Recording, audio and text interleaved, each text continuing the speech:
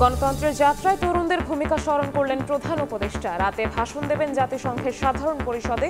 বিশ্ব দরবারে তুলে ধরবেন ভবিষ্যৎ বাংলাদেশের রূপরেখা। যারা পিআরের পক্ষে তারা স্থিতিশীলতা চায় না বলছে বিএনপি। অসাংবিধানিক চাওয়া না মানার হুঁশিয়ারি। পিআর না বুঝলে দেশ চালানো অসম্ভব, পাল্টা বক্তব্য জামায়াতের। অনেক দূর এগিয়েছে এনসিপি গণ অধিকারের একীভূত হওয়ার আলোচনা। নূর দেশে ফিরলে হতে পারে আনুষ্ঠানিক আলোচনা। তারুণ্য নির্ভর দলে আকাঙ্ক্ষা প্রতিফলনের আশা। অক্টোবরেই শুরু হচ্ছে মাতারবাড়ি গভীর সমুদ্র বন্দরের জেটি টার্মিনাল নির্মাণ। ৬,৫০০ কোটি টাকা অর্থায়ন নিশ্চিত। ২০৩০ সালে পুরোদমে চালুর আশা।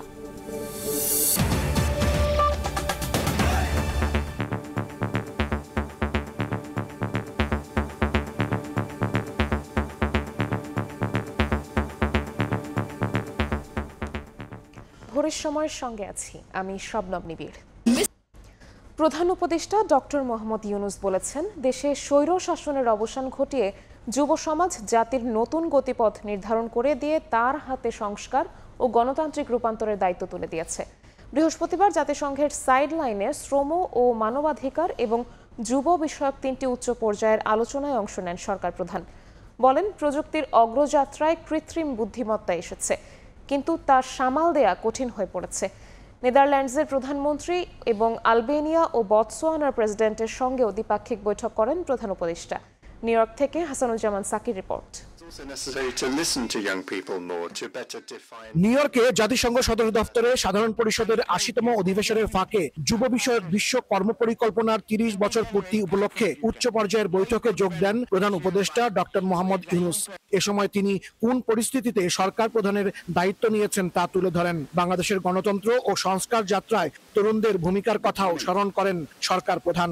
Half the population are 180. 90 million are under the age of 27. It's a very young population. It tells us something.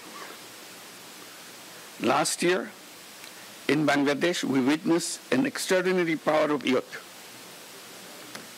They rose with courage to end years of autocracy, reset our nation's course, and entrusted me with the responsibility of steering reforms and democratic transition. এরপর মানবাধিকার সংস্থা OHCHR এর আয়োজনে সবার জন্য মানবাধিকার সর্বত্র মানবাধিকার শীর্ষক উচ্চ পর্যায়ের সভায় বক্তব্য রাখেন প্রধান উপদেষ্টা মোহাম্মদ ইউনূস। এ সময় তিনি কৃত্রিম বুদ্ধিমত্তা এবং ভবিষ্যতে আসা প্রযুক্তির অপব্যবহার বন্ধে এই ধরনের প্রযুক্তি নিয়ন্ত্রণের উপায় বের করার উপর গুরুত্ব দেন। Freedom to abuse, freedom to say anything, a massive way. So where does our freedom go? Which freedom are we protecting now? স্থানীয় সময়ে বৃহস্পতিবার সকালে জাতিসংঘ সদর দপ্তরে ডাচ প্রধানমন্ত্রী ডিক চুকের সঙ্গে বৈঠক করেন প্রধান উপদেষ্টা। এ সময় বন্যা ও নদী ব্যবস্থাপনা, সামুদ্রিক প্রযুক্তি এবং বস্ত্র ও কৃষি খাতে নেদারল্যান্ডের সহযোগিতা চান প্রফেসর ইউনূস। পরে বতসোয়ানার প্রেসিডেন্ট দুমা গিডিয়নের সঙ্গে বৈঠক করেন প্রধান উপদেষ্টা। বিকেলে আলবেনিয়ার প্রেসিডেন্ট বাজরাম ব্যাগাজের সঙ্গে প্রফেসর ইউনূসের বৈঠকে পারস্পরিক স্বার্থ সংশ্লিষ্ট বিষয়ে আলোচনা হয়। প্রধান উপদেষ্টার প্রেস সচিব শফিকুল আলম জানান, দ্বিপাক্ষিক সবগুলো বৈঠকেই গুরুত্ব পেয়েছে আসন্ন নির্বাচন প্রসঙ্গ। যারাই আমাদের বন্ধু তারা এটা জানতে চায় যে বাংলাদেশের ডেমোক্রেটিক ট্রানজিশনটা কিরকম হচ্ছে সে বিষয়ে জানতে চান। তো তখন এই প্রসঙ্গ তো এই বিষয়গুলো আসে, ইলেকশন কিরকম হবে, ইলেকশন উত্তর কি হবে। সফরের চতুর্থ দিনে সন্ধ্যায় শ্রম অধিকার বিষয়ক উচ্চ পর্যায়ের এক বৈঠকেও অংশ নেন প্রধান উপদেষ্টা ডক্টর মোহাম্মদ ইউনূস। জাতিসংঘ সফরে এসে চতুর্থ দিনেও ব্যস্ত সময় অতিবাহিত করেছেন প্রধান উপদেষ্টা ডক্টর মোহাম্মদ ইউনূস। এদিন তিনি 3টি দ্বিপাক্ষিক বৈঠক এবং 3টি উচ্চ পর্যায়ের সভায় যোগ দেন। এসব বৈঠক এবং সভায় বৈশ্বিক, আন্তর্জাতিক এবং অভ্যন্তরীণ নানা বিষয়ে কথা বলেছেন সরকার প্রধান। হাসানুজ্জামান সাকি, সময় সংবাদ, জাতিসংঘ সদর দপ্তর, নিউ ইয়র্ক, যুক্তরাষ্ট্র। এদিকে আজ রাতেই জাতিসংঘ সাধারণ পরিষদে বাংলায় ভাষণ দেবেন অন্তর্বর্তী সরকারের প্রধান উপদেষ্টা ডক্টর মোহাম্মদ ইউনূস। পররাষ্ট্র উপদেষ্টা তৌহিদ হোসেন সময় সংবাদকে জানিয়েছেন, ভাষণে আগামী নির্বাচন নিয়ে গুরুত্বপূর্ণ বার্তা দেবেন সরকার প্রধান। সেই সঙ্গে সংস্কার কর্মসূচি ও ভবিষ্যৎ বাংলাদেশের রূপরেখা তুলে ধরবেন বিশ্ব দরবারে। নিউ ইয়র্ক থেকে সাকির রিপোর্ট। জাতিসংঘের সাধারণ পরিষদের ৮০তম অধিবেশন চলছে। বিশ্বের বিভিন্ন দেশের রাষ্ট্র ও সরকার প্রধানরা অধিবেশনের মূল বিতর্ক পর্বে বক্তব্য রাখছেন। শুরুর দিকে রাষ্ট্রপ্রধান এবং পরে সরকার প্রধানরা বক্তব্য রাখার সুযোগ পান অধিবেশনে। এরই অংশ হিসেবে নিউ ইয়র্কের স্থানীয় সময় শুক্রবার দুপুরের আগে ভাষণ দেবেন অন্তর্বর্তী সরকারের প্রধান উপদেষ্টা ডক্টর মোহাম্মদ ইউনূস। পররাষ্ট্র উপদেষ্টা তৌহিদ হোসেন সময় সংবাদকে জানিয়েছেন, অধিবেশনে প্রফেসর ইউনূস তার বিগত ১ বছরের শাসনামলের বিভিন্ন কর্মকাণ্ডের বর্ণনা তুলে ধরবেন। পাশাপাশি গণতন্ত্রের উত্তরণের পথে সরকার প্রধান যে আন্তরিক তা স্পষ্ট হবে বিশ্ব দরবারে। ভাষণে বাংলাদেশের আগামীর নির্বাচন নিয়ে বিশ্ব নেতাদের সুনির্দিষ্ট বার্তাও দেবেন প্রধান উপদেষ্টা। হাই লেভেল সেগমেন্ট যে ৩-৪ দিনে, ওখানে ২৬ তারিখে উনি তার বক্তব্য রাখবেন। সেটার আপনারা তখন জানতে পারবেন যে এক্স্যাক্টলি কি। এটাতে তো ন্যাচারালি তার সরকারের যেই এজেন্ডা সেটা সম্বন্ধে উনি বলবেন। পররাষ্ট্র উপদেষ্টা জানান, বৈশ্বিক ও অভ্যন্তরীণ নানা ইস্যুতে জাতিসংঘে বাংলাদেশের অবস্থান পরিষ্কার করবেন প্রফেসর ইউনূস। সেই সঙ্গে বিশ্ব দরবারে তুলে ধরবেন বাংলাদেশের আগামীর রূপরেখা। ডে ওয়ান থেকেই তো মূল লক্ষ্য ছিল যে কিছু রিফর্ম এবং তারপরে একটা ভালো নির্বাচন করে নির্বাচিত যারা হবেন, জনগণ যাদেরকে ভোট দেবে তাদের হাতে ক্ষমতা হস্তান্তর করা। আমি মনে করি যে এটা এই মুহূর্তে ওনার জন্য, এটা ওনার নিজেরও এটাই সবচেয়ে বড় যেটা ওনার এজেন্ডা, এবং সেটাই উনি করার চেষ্টা করবেন এবং সেটাতে আন্তর্জাতিক সম্প্রদায়কে উনি কনভিন্স করার চেষ্টা করবেন। এদিন ভাষণের পর বেশ কয়েকটি গুরুত্বপূর্ণ কর্মসূচিতেও অংশ নেবেন প্রধান উপদেষ্টা। দ্বিপাক্ষিক বৈঠক করবেন বিভিন্ন দেশের রাষ্ট্র ও সরকার প্রধানের সঙ্গে। সরকার প্রধান হিসেবে জাতিসংঘ সাধারণ পরিষদের অধিবেশনে এটাই কি হবে ডক্টর মোহাম্মদ ইউনূসের শেষ অধিবেশন? রোহিঙ্গা সংকট, রাশিয়া ইউক্রেন যুদ্ধ, গাজায় ফিলিস্তিনিদের উপর ইসরায়েলি বাহিনীর আগ্রাসন, সেই সঙ্গে আগামী ফেব্রুয়ারিতে বাংলাদেশের জাতীয় সংসদ নির্বাচন। বিশ্ব দরবারে কি বলবেন প্রধান উপদেষ্টা? এখন তাই দেখার অপেক্ষা। হাসানুজ্জামান সাকি, সময় সংবাদ, জাতিসংঘ সদর দপ্তর, নিউ ইয়র্ক। নিউ ইয়র্কে বিমানবন্দরে হামলার ঘটনায় মামলা করেছেন এনসিপির সদস্য সচিব আখতার হোসেন। স্থানীয় সময় বুধবার রাতে পোর্ট অথরিটি পুলিশ ডিপার্টমেন্টে 2 জনের নাম উল্লেখ সহ অজ্ঞাত 15 জনের নামে মামলা করেন তিনি। বিষয়টি নিশ্চিত করে এক ভিডিও বার্তায় আখতার জানান, শুধু বিমানবন্দরই নয়, হোটেল লবিতেও আওয়ামী লীগ নেতাকর্মীরা তাকে হেনস্থার চেষ্টা করেন। তবে নিউ ইয়র্কের এনসিপির ডায়াসপোরার সদস্যরা তা প্রতিহত করে। ভিডিও বার্তায় দেশে ও দেশের বাইরে আওয়ামী লীগকে আইনিভাবে প্রতিহতের আহ্বান জানান আখতার।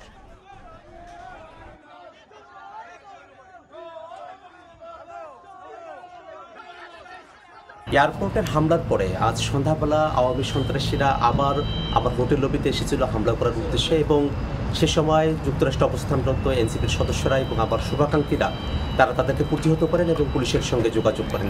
যারা সেই দিন আমাদের উপরে হামলা করেছিল এবং হত্যার চেষ্টা করেছিল, ডেথ থ্রেট দিয়েছিল, তাদের ব্যাপারে আমরা এখানে মামলা দায়ের করেছি এবং একই সাথে ইউএস পুলিশকে আমরা এই বিষয়টা অবহিত করেছি যে যারা এই ঘটনাগুলো যুক্তরাষ্ট্রে ঘটাচ্ছেন তারা বাংলাদেশে নিষিদ্ধ এমন একটি সংগঠনের সঙ্গে জড়িত। যারা পিআর পদ্ধতিতে নির্বাচন চায় তারা দেশে স্থিতিশীলতা চায় না বলে মন্তব্য করেছেন বিএনপির স্থায়ী কমিটির সদস্য সালাউদ্দিন আহমদ। বলেন, পিআর হচ্ছে পার্মানেন্ট রেস্টলেসনেস, তাই শেখ হাসিনার মতো আরেকটি ফ্যাসিস্ট সরকার তৈরি হবে। অসাংবিধানিক চাওয়া না মানার হুঁশিয়ারিও দেন সালাউদ্দিন। দলের আরেক নেতা ডক্টর এজেডএম জাহিদ হোসেন বলেছেন, শিগগিরই বিএনপির মনোনয়ন চূড়ান্ত করা হবে।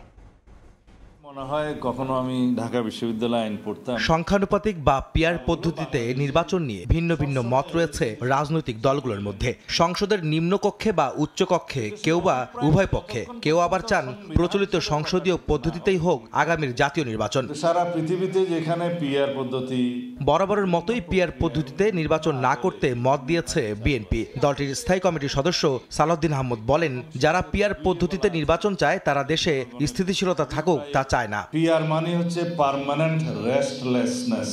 তো বাংলাদেশে এটা কারা চালু করতে চাচ্ছে, তাদের পিছনের উদ্দেশ্য কি? একটা উদ্দেশ্য তো অবশ্যই আছে, যাতে কিছু সিট বেশি পায়। আমাদের জনগণ জানতে চায় আমরা কাকে ভোট দিলাম। যে ভোট দিলাম সন্দ্বীপে, এমপি পেলাম মালদ্বীপে।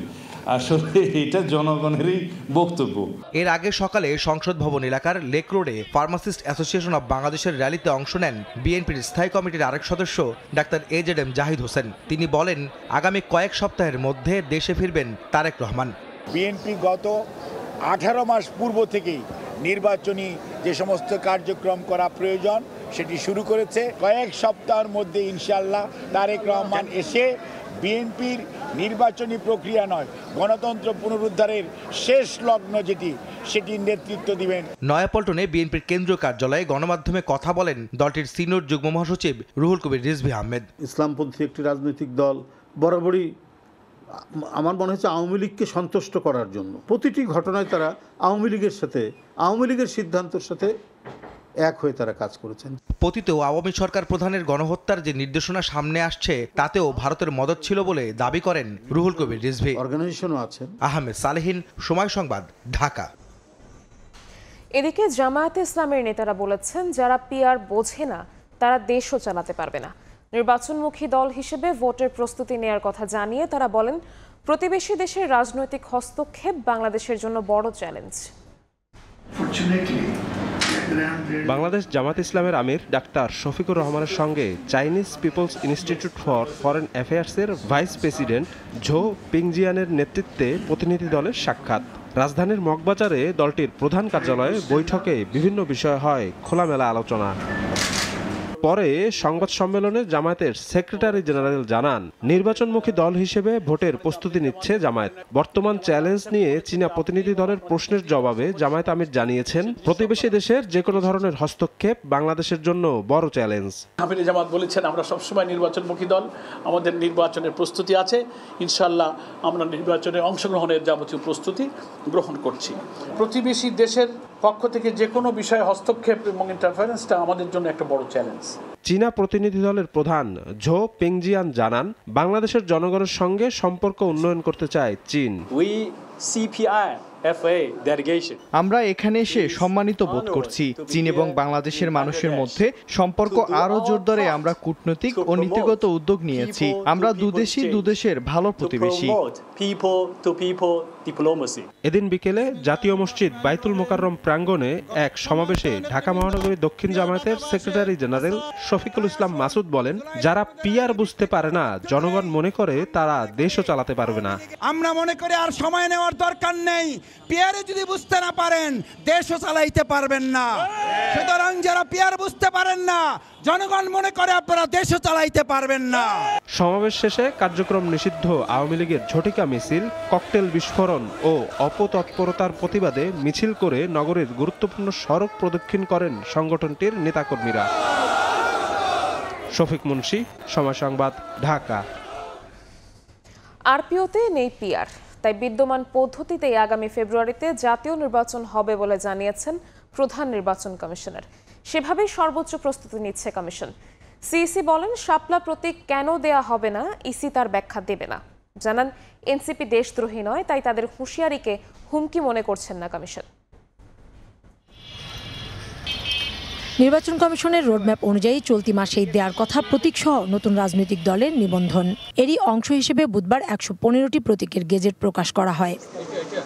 তবে নতুন রাজনৈতিক দল এনসিপির চাহিদা অনুযায়ী শাপলা প্রতীক ইসির গেজেটে না থাকায় ক্ষুব্ধ প্রতিক্রিয়া জানায় নিবন্ধন পেতে যাওয়া দলটি। এ নিয়ে বৃহস্পতিবার কমিশন তাদের অবস্থান স্পষ্ট করেন। নিজ দপ্তরে সংবাদ সম্মেলনে সিএসি জানান, প্রতীক নিয়ে এনসিপির হুঁশিয়ারিকে হুমকি মনে করছে না ইসি। এটা সবকিছু তো কারণ ব্যাখ্যা করতে না, it is a commission decision. রাজনীতিবিদরা অনেক কথা বলেন, এটা ওনাদের বলার অধিকার আছে। আমরা শ্রোতা হিসাবে অত্যন্ত উত্তম, আমরা শুনেই যাব এবং আমাদের কাছে আমরা যথারীতি আইন মোতাবেক করেই যাব। না আমরা না মুঠেও হুমকি মনে করি না, কারণ ওনারা তো দেশদ্রোহী না, আমরা দেশপ্রেমিক। বলেন, কোনো অস্বচ্ছতা রেখে দলগুলোকে নিবন্ধন দিতে চায় না ইসি, তাই পুনরায় যাচাইয়ে সময় লাগছে। অস্বচ্ছ প্রক্রিয়া কিছু করছি না। যাদেরকে আমরা রেজিস্ট্রেশন দিব তারা সঠিকভাবে পাচ্ছে সেই জিনিসটা নিশ্চিত হতে চাই। এই জন্য কিছু অতিরিক্ত ইনফরমেশন আমাদের কালেক্ট করতে হচ্ছে, এই জন্য 2-1 দিন হয়তো সময় লাগবে। আমাদের নিজস্ব বিভিন্ন পদ্ধতি আছে, সেরকম আমার গোয়েন্দা সংস্থার উপর নির্ভর করে কোনো কাজ করছি না। সংসদীয় পদ্ধতিতেই আগামী ত্রয়োদশ জাতীয় সংসদ নির্বাচন হবে জানিয়ে সিএসসি বলেন, ফেব্রুয়ারিতে রমজানের আগে নির্বাচন করতে যা দরকার তার সর্বোচ্চ প্রস্তুতি নিচ্ছে কমিশন। আগামী বছর রমজানের আগে ফেব্রুয়ারি মাসে প্রথমার্ধে নির্বাচন করার জন্য যা যা প্রস্তুতি নেওয়া দরকার আমরা জোরে জোরে নিচ্ছি। বিহারটা তো আর পিউতে তো নাই, আইন না বদলাইলে তো পারি না আমি।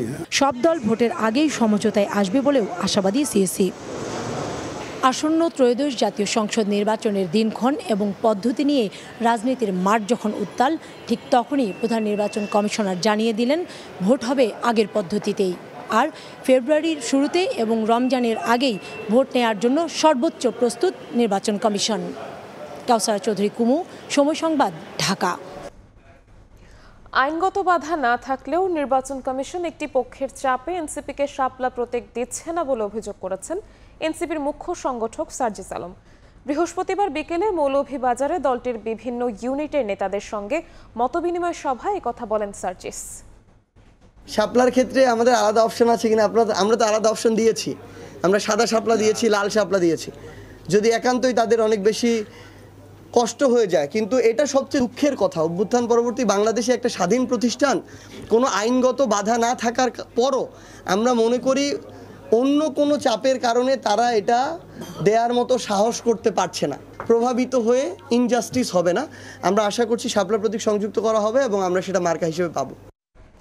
এনসিপি ও গণ অধিকার পরিষদের একীভূত হওয়ার আলোচনায় গিয়েছে বহুদূর। নুরুল হক নূর দেশে ফিরলে আনুষ্ঠানিক আলোচনায় বসতে পারেন দুই দলের শীর্ষ নেতারা। তারুণ্য নির্ভর দলগুলো একসঙ্গে মিলে রাজনীতির মাঠে থাকলে জন আকাঙ্ক্ষার প্রতিফলন ঘটবে বলে মনে করেন এনসিপি ও গণ অধিকার পরিষদের নেতারা। বিস্তারিত সানবির রূপলের রিপোর্টে।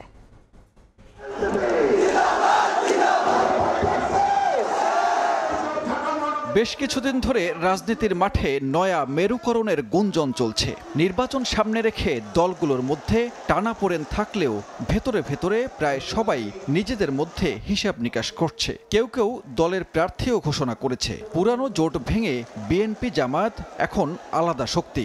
বিএনপি জোট সঙ্গীদের নিয়ে নির্বাচনের ছক কষছে।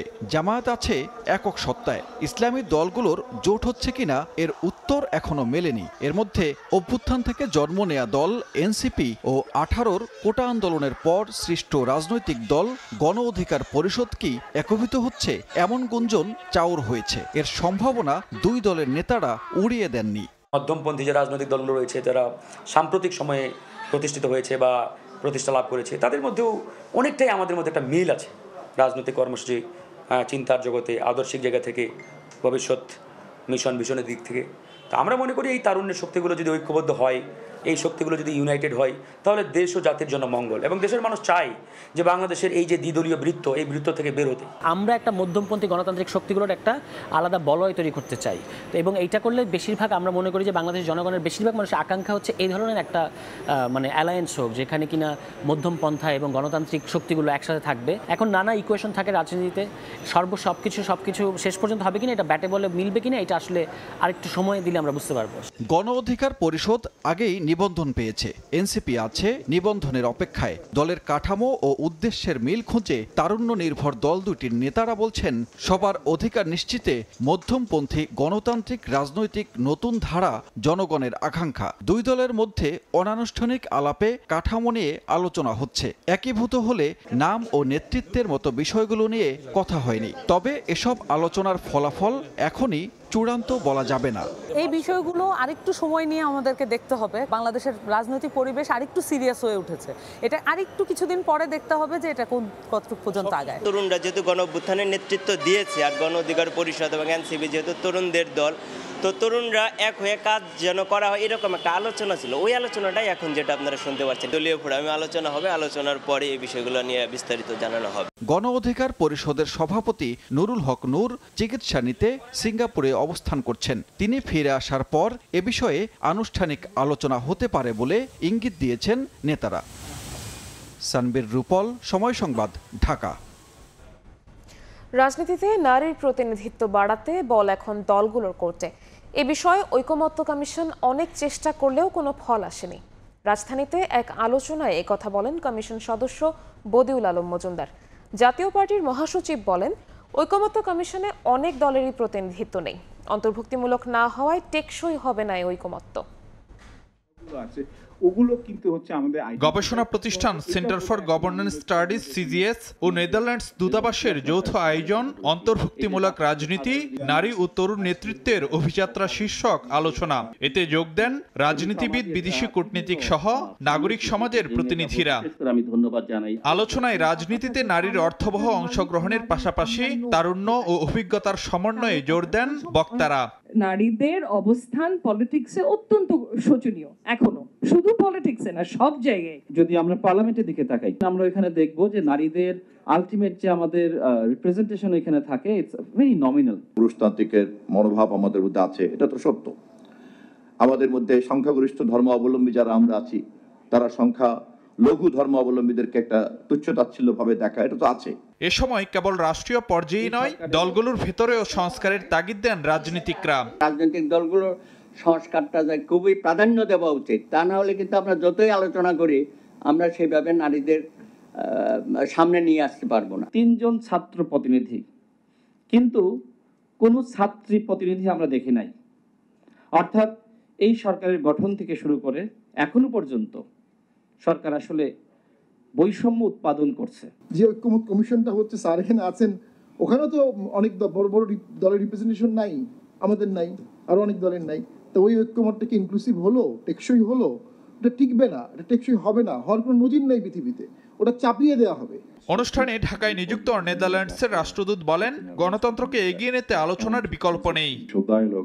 To listen to each other and really to understand what are the views from different other parties, from young people, from women groups, from marginalized groups. Dialogue should be a real dialogue. রাজনীতিতে নারীর প্রতিনিধিত্ব বাড়ানোর আলোচনা কমিশনে ফয়সালা না হওয়ায় দলগুলোর কাছে যাওয়ার পরামর্শ দেন কমিশন সদস্য Badiul Alam Majumdar. The ball is in the political parties court. আপনারা যারা এই নারীর প্রতিনিধিত্ব বাড়াতে চান, যে we need to go to the political parties and we need to convince them. 5বার একাধিকবার আমরা এটা আলোচনা করেছি, কিন্তু we got nowhere. Unfortunately, patriarchy has won. ঐক্যমত্য কমিশনের কার্যক্রমে প্রধান উপদেষ্টা হস্তক্ষেপ করেননি বলেও স্পষ্ট করেন বদিউল আলম মজুমদার। সবচেয়ে বেশি লড়াই করেছে ফারুক ভিয়া, রবিন, সময় সংবাদ, ঢাকা। উপদেষ্টারা যত বেশি নিজ এলাকার জন্য প্রকল্প নেবে, তত তাদের ভোট কমবে মন্তব্য করেছেন বিএনপির স্থায়ী কমিটির সদস্য আমির খসরু মাহমুদ চৌধুরী। বৃহস্পতিবার বিকেলে চট্টগ্রামের হালিশহর বড়পুলে এলাকাবাসী ও নেতাকর্মীদের সঙ্গে কুশল বিনিময়কালে একথা বলেন তিনি। বলেন, সামনে জাতীয় নির্বাচন ঘিরে বিএনপির গণজোয়ার সৃষ্টি হয়েছে চারদিকে। গণতন্ত্র পুনরুদ্ধারে ভোটের জন্য দেশের মানুষ অপেক্ষায় আছে।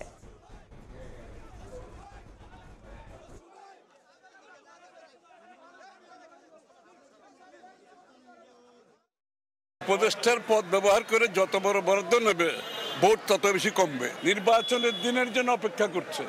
ইতিমধ্যে আপনারা দেখছেন গণজোয়ার সৃষ্টি হয়ে গেছে বিএনপির পক্ষে, মানুষ রাস্তায় নেমেছে।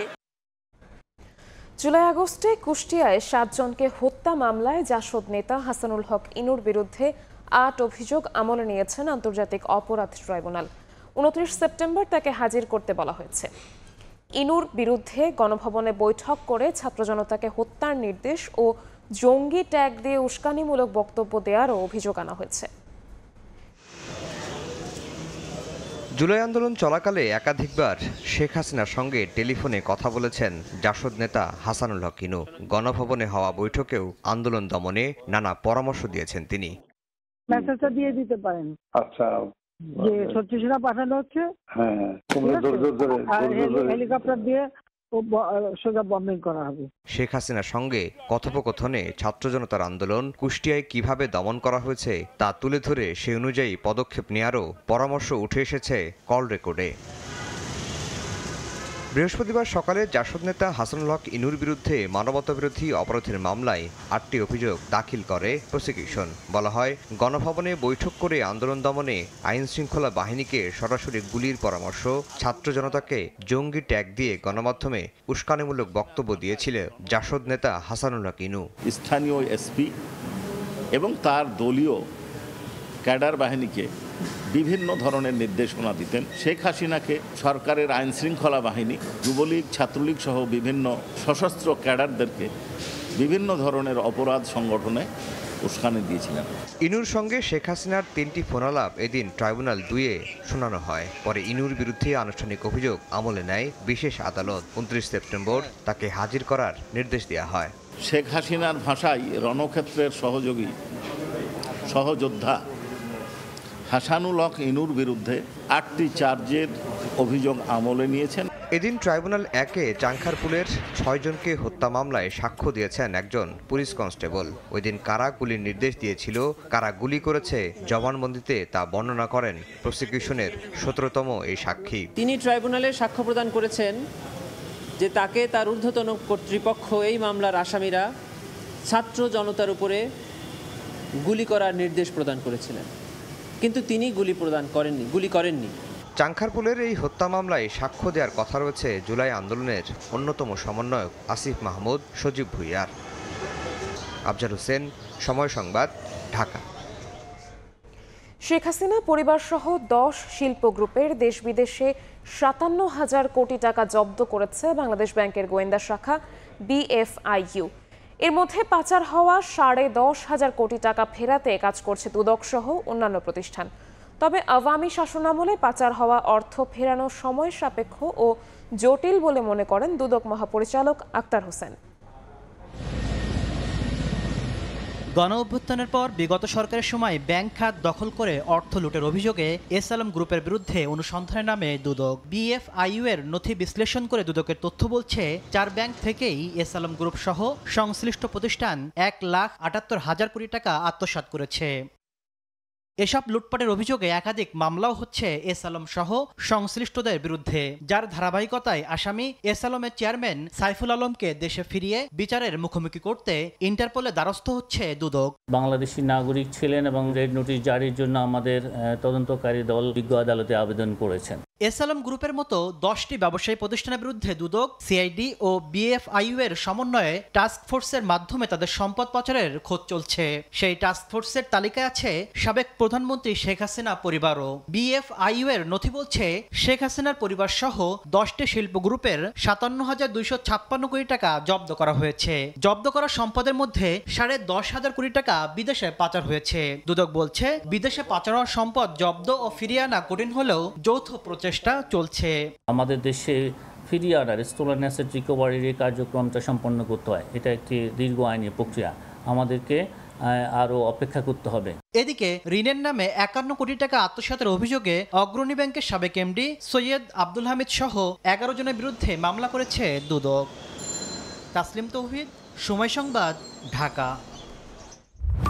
EDF Aluminium, redefine possibilities. পেশা ছিনতাই, কিন্তু রাতের ঢাকায় ধারণ করেন সিএনজি চালকের বেশ। যাত্রীকে সিএনজিতে উঠিয়ে গন্তব্যে পৌঁছার আগেই নির্জন স্থানে লুটে নেন সর্বস্ব। সম্প্রতি রাজধানীর কাওলায় 17 বছরের এক কিশোরীর সঙ্গে ঘটে এমন ঘটনা। সিএনজিতে তুলে এক পর্যায়ে ধারালো অস্ত্র দিয়ে কুপিয়ে গুরুতর জখম করে লুট করা হয়। এ ঘটনায় জড়িত এনায়েত হোসেন রবিন নামের এক ছিনতাইকারীকে গ্রেফতারের পর জানা যায় চাঞ্চল্যকর সব তথ্য। র্যাব বলছে রবিন এর আগেও এ ধরনের ঘটনা ঘটিয়েছে। মাসুদুর রহমানের রিপোর্ট। 21 সেপ্টেম্বর ভোর 4:10 রাজধানীর উত্তরা জসিমউদ্দিন রোডের বান্ধবীর বাসা থেকে জন্মদিনের পার্টি শেষ করে গোরানের বাসায় ফিরতে বেরিয়েছিলেন এক কিশোরী। গোরানের উদ্দেশ্যে আরেক বান্ধবীকে নিয়ে যাত্রা শুরু করেন রবিনের সিএনজিতে করে। পথে বান্ধবীকে নামিয়ে দেন সেই কিশোরী। এবার সেই কিশোরীকে নিয়ে একলা ছুটতে থাকে সিএনজি। এয়ারপোর্ট পেরিয়ে কাওলার কাছাকাছি আসতেই ঘটে বিপত্তি। চালক রবিন জানায় সিএনজি নষ্ট হয়ে গেছে। এক পর্যায়ে গাড়িতে লুকিয়ে রাখা ধারালো অস্ত্র বের করে সর্বস্ব ছিনিয়ে নেয় রবিন। পিছনের তুলে একটা ছুরি বের করে ওর পাশে বসে পড়ছে আর গলার মধ্যে ধরছে। তখন আমার মেয়ে বলছে যে তোমার যা লাগে নিয়ে যাও, কিন্তু আমার ক্ষতি করো না। তখন সে মানে মেয়ে অনেক জোরে জোরে চিল্লাচিল্লি করছে যেন আশেপাশে কেউ এসে ওর হেল্প করে। মোবাইল মানিব্যাগ ছিনিয়ে নেবার পরও সেই কিশোরীকে অস্ত্রের মুখে নেশাজাতীয় কিছু খাওয়ানোর চেষ্টা করে রবিন। এতে বাধা দিলে অস্ত্র দিয়ে আঘাত করা হয়, গুরুতর জখম হয় হাতে। এ সময় রবিনকে ধাক্কা দিয়ে ফেলে চিৎকার করে সেই কিশোরী। লোকজন ছুটে এলে সিএনজি নিয়ে পালিয়ে যায় রবিন। পথচারীরা আহত কিশোরীকে উদ্ধার করে নিয়ে যায় ঢাকা মেডিকেলে। হাতে সেলাই পরে 26টি। 2 দিন আইসিইউতে লড়াইয়ের পর কিছুটা সুস্থ হয়েছে ভুক্তভোগী। রক্তক্ষরণ অনেক হয়েছে, প্রায় 2-2.5 ঘন্টা লাগছে যাইতে ঢাকা মেডিকেল। ওখানে ব্লাড দেওয়া হয়েছে, আমি ব্লাড দিছি, আরও 2টা ব্যাগ দেওয়া লাগবে। এখন মোটামুটি আল্লাহর রহমতে আছে, কিন্তু অবস্থা তেমন একটা ইয়ে না। পুরুষ লোক দেখলেও ভয় পায় আর কি। সেই ঘটনায় মামলা দায়েরের পর সাহায্য চাওয়া হয় র্যাবেরও। সিএনজিতে ওঠার ও ছিনতাইয়ের ঘটনাস্থলের কোনো সিসিটিভি ফুটেজ না থাকায় বেগ পেতে হয় র্যাবকে। তবে ভুক্তভোগী কিশোরী সিএনজিতে একটি ছবি তুলে রেখেছিল, যদিও সেটিতেও গাড়ির নম্বর ছিল অস্পষ্ট। সেটি ধরেই কাজ শুরু করে র্যাব। কাছাকাছি নম্বরে 4টি সিএনজি খুঁজে উত্তরা থেকে সবুজবাগ রুটে শুরু হয় তল্লাশি। এয়ারপোর্ট থেকে গোরান রোডে যে সিএনজিগুলো চলাচল করে, আমরা মহাখালীতে আমাদের গোয়েন্দাদের ওখানে নিয়োজিত করি। 2 দিন ধরে গোয়েন্দারা প্রতিটা সিএনজি পর্যবেক্ষণ করে, এবং পর্যবেক্ষণ করতে করতে আমরা কাছাকাছি 2-3টা সিএনজির সন্ধান পাই। যে মাঝের দুটো ডিজিট অমিল ছিল, এরকম ডাউটফুল 3-4টা সিএনজিকে আমরা টার্গেট করি। 2 দিনের টানা তল্লাশির পর খোঁজ মেলে সেই সিএনজির। রাজধানীর মহাখালী এলাকা থেকে সিএনজি সহ আটক করা হয় চালক বেশি ছিনতাইকারী রবিনকে। জিজ্ঞাসাবাদে সম্পৃক্ততার কথা স্বীকার করে রবিন। আসামিকে আমরা হেফাজতে নেই। হেফাজতে নিয়ে আমরা যখন বাদীকে এই আসামির ছবি প্রেরণ করি, বাদী এই আসামিকে কনফার্ম করে যে আসামি অপরাধটা করেছে। অবশ্যই তার অপরাধ আগে আছে। আমরা তার সহযোগী যারা এই চক্রের সদস্য, তাদেরকে আমরা শনাক্ত করছি এবং তাদের গ্রেপ্তারের জন্য অভিযান পরিচালনা করব। শুধু রাজধানীর উত্তরা কাওলা বা এয়ারপোর্ট রোড নয়, 300 ফিট সহ বেশ কিছু এলাকায় রাতের আধারে এসব সিএনজি চালক হয়ে ওঠে দুর্ধর্ষ। যে কারণে বাড়তি সতর্কতার পাশাপাশি রাতের ঢাকায় চলাচলের ক্ষেত্রে ব্যবহৃত পাবলিক ট্রান্সপোর্টের ছবি তুলে স্বজনদের কাছে পাঠানোর পরামর্শ। নেত্রকোনায় অটোরিকশা থেকে শতাধিক বোতল ভারতীয় মদ সহ এক ব্যক্তিকে আটক করা হয়েছে। মাদকদ্রব্য নিয়ন্ত্রণ অধিদপ্তর জানায়, বৃহস্পতিবার সকালে সদরের রায়দুম রৌহা এলাকায় নম্বরবিহীন অটোরিকশাকে সন্দেহ হলে তল্লাশি চালানো হয়।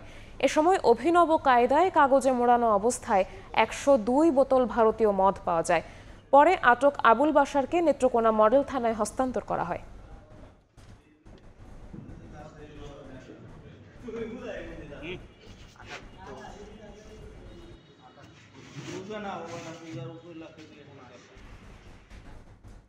চাঁপাইনবাবগঞ্জের টিএমএসএস কার্যালয়ে ভাঙচুর চালিয়েছে একটি অনিবন্ধিত এনজিওর বিক্ষুব্ধ গ্রাহকরা। এ ঘটনায় এক যুবককে আটক করা হয়েছে। পুলিশ জানান, কয়েকদিন আগে গ্রাহকদের প্রায় 17 কোটি টাকা নিয়ে পালিয়ে যায় শিশু কল্যাণ সংস্থা নামের একটি ভুয়া এনজিওর পরিচালক মোকসেদুল ইসলাম। এ ঘটনায় বিক্ষুব্ধ হয়ে জেলা শহরের সিসিডিবি মোড়ে এনজিও মালিকের বাসভবনে যায় ভুক্তভোগীরা। তাকে না পেয়ে পাশে টিএমএসএস এর অফিসে ভাঙচুর চালায় উত্তেজিত কয়েকজন যুবক।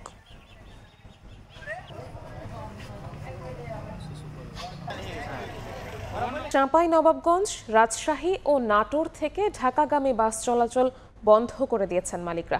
বৃহস্পতিবার রাত 10টার দিকে হঠাৎ কাউন্টার থেকে বাস বন্ধের ঘোষণা দেওয়া হয়। সংশ্লিষ্টরা জানান, রাজশাহী থেকে ঢাকায় প্রতি ট্রিপে একজন চালক 1250 টাকা, সুপারভাইজার 500 টাকা এবং চালকের সহকারী 400 টাকা পান। সম্প্রতি তারা বেতন বাড়ানোর দাবিতে আন্দোলনে শুরু করলে কয়েক দফায় বাস চলাচল বন্ধ হয়ে যায়। সংকট নিরসনে গত 23 সেপ্টেম্বর ঢাকায় শ্রমিক পক্ষ ও মালিক পক্ষের সভা হয়। সিদ্ধান্ত হয়, রাজশাহী থেকে ঢাকা চলাচলে প্রতি ট্রিপে একজন চালক 1750, সুপারভাইজার 750 ও সহকারী 700 টাকা পাবেন। শুক্রবার থেকে তা বাস্তবায়নের কথা ছিল। তার আগেই বৃহস্পতিবার রাতে মালিকপক্ষ বাস বন্ধ করে দেয়। এদিকে আগাম ঘোষণা ছাড়াই হঠাৎ রাতের বেলা বাস বন্ধ করে দেয়ায় চরম ভোগান্তিতে পড়েন যাত্রীরা।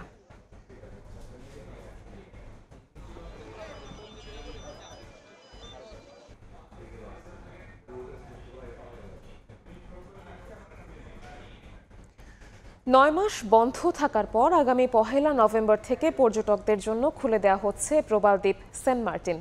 বৃহস্পতিবার বিকেলে সচিবালয়ে বেসামরিক বিমান পরিবহন ও পর্যটন উপদেষ্টা শেখ বশিরউদ্দিন একথা জানিয়েছেন।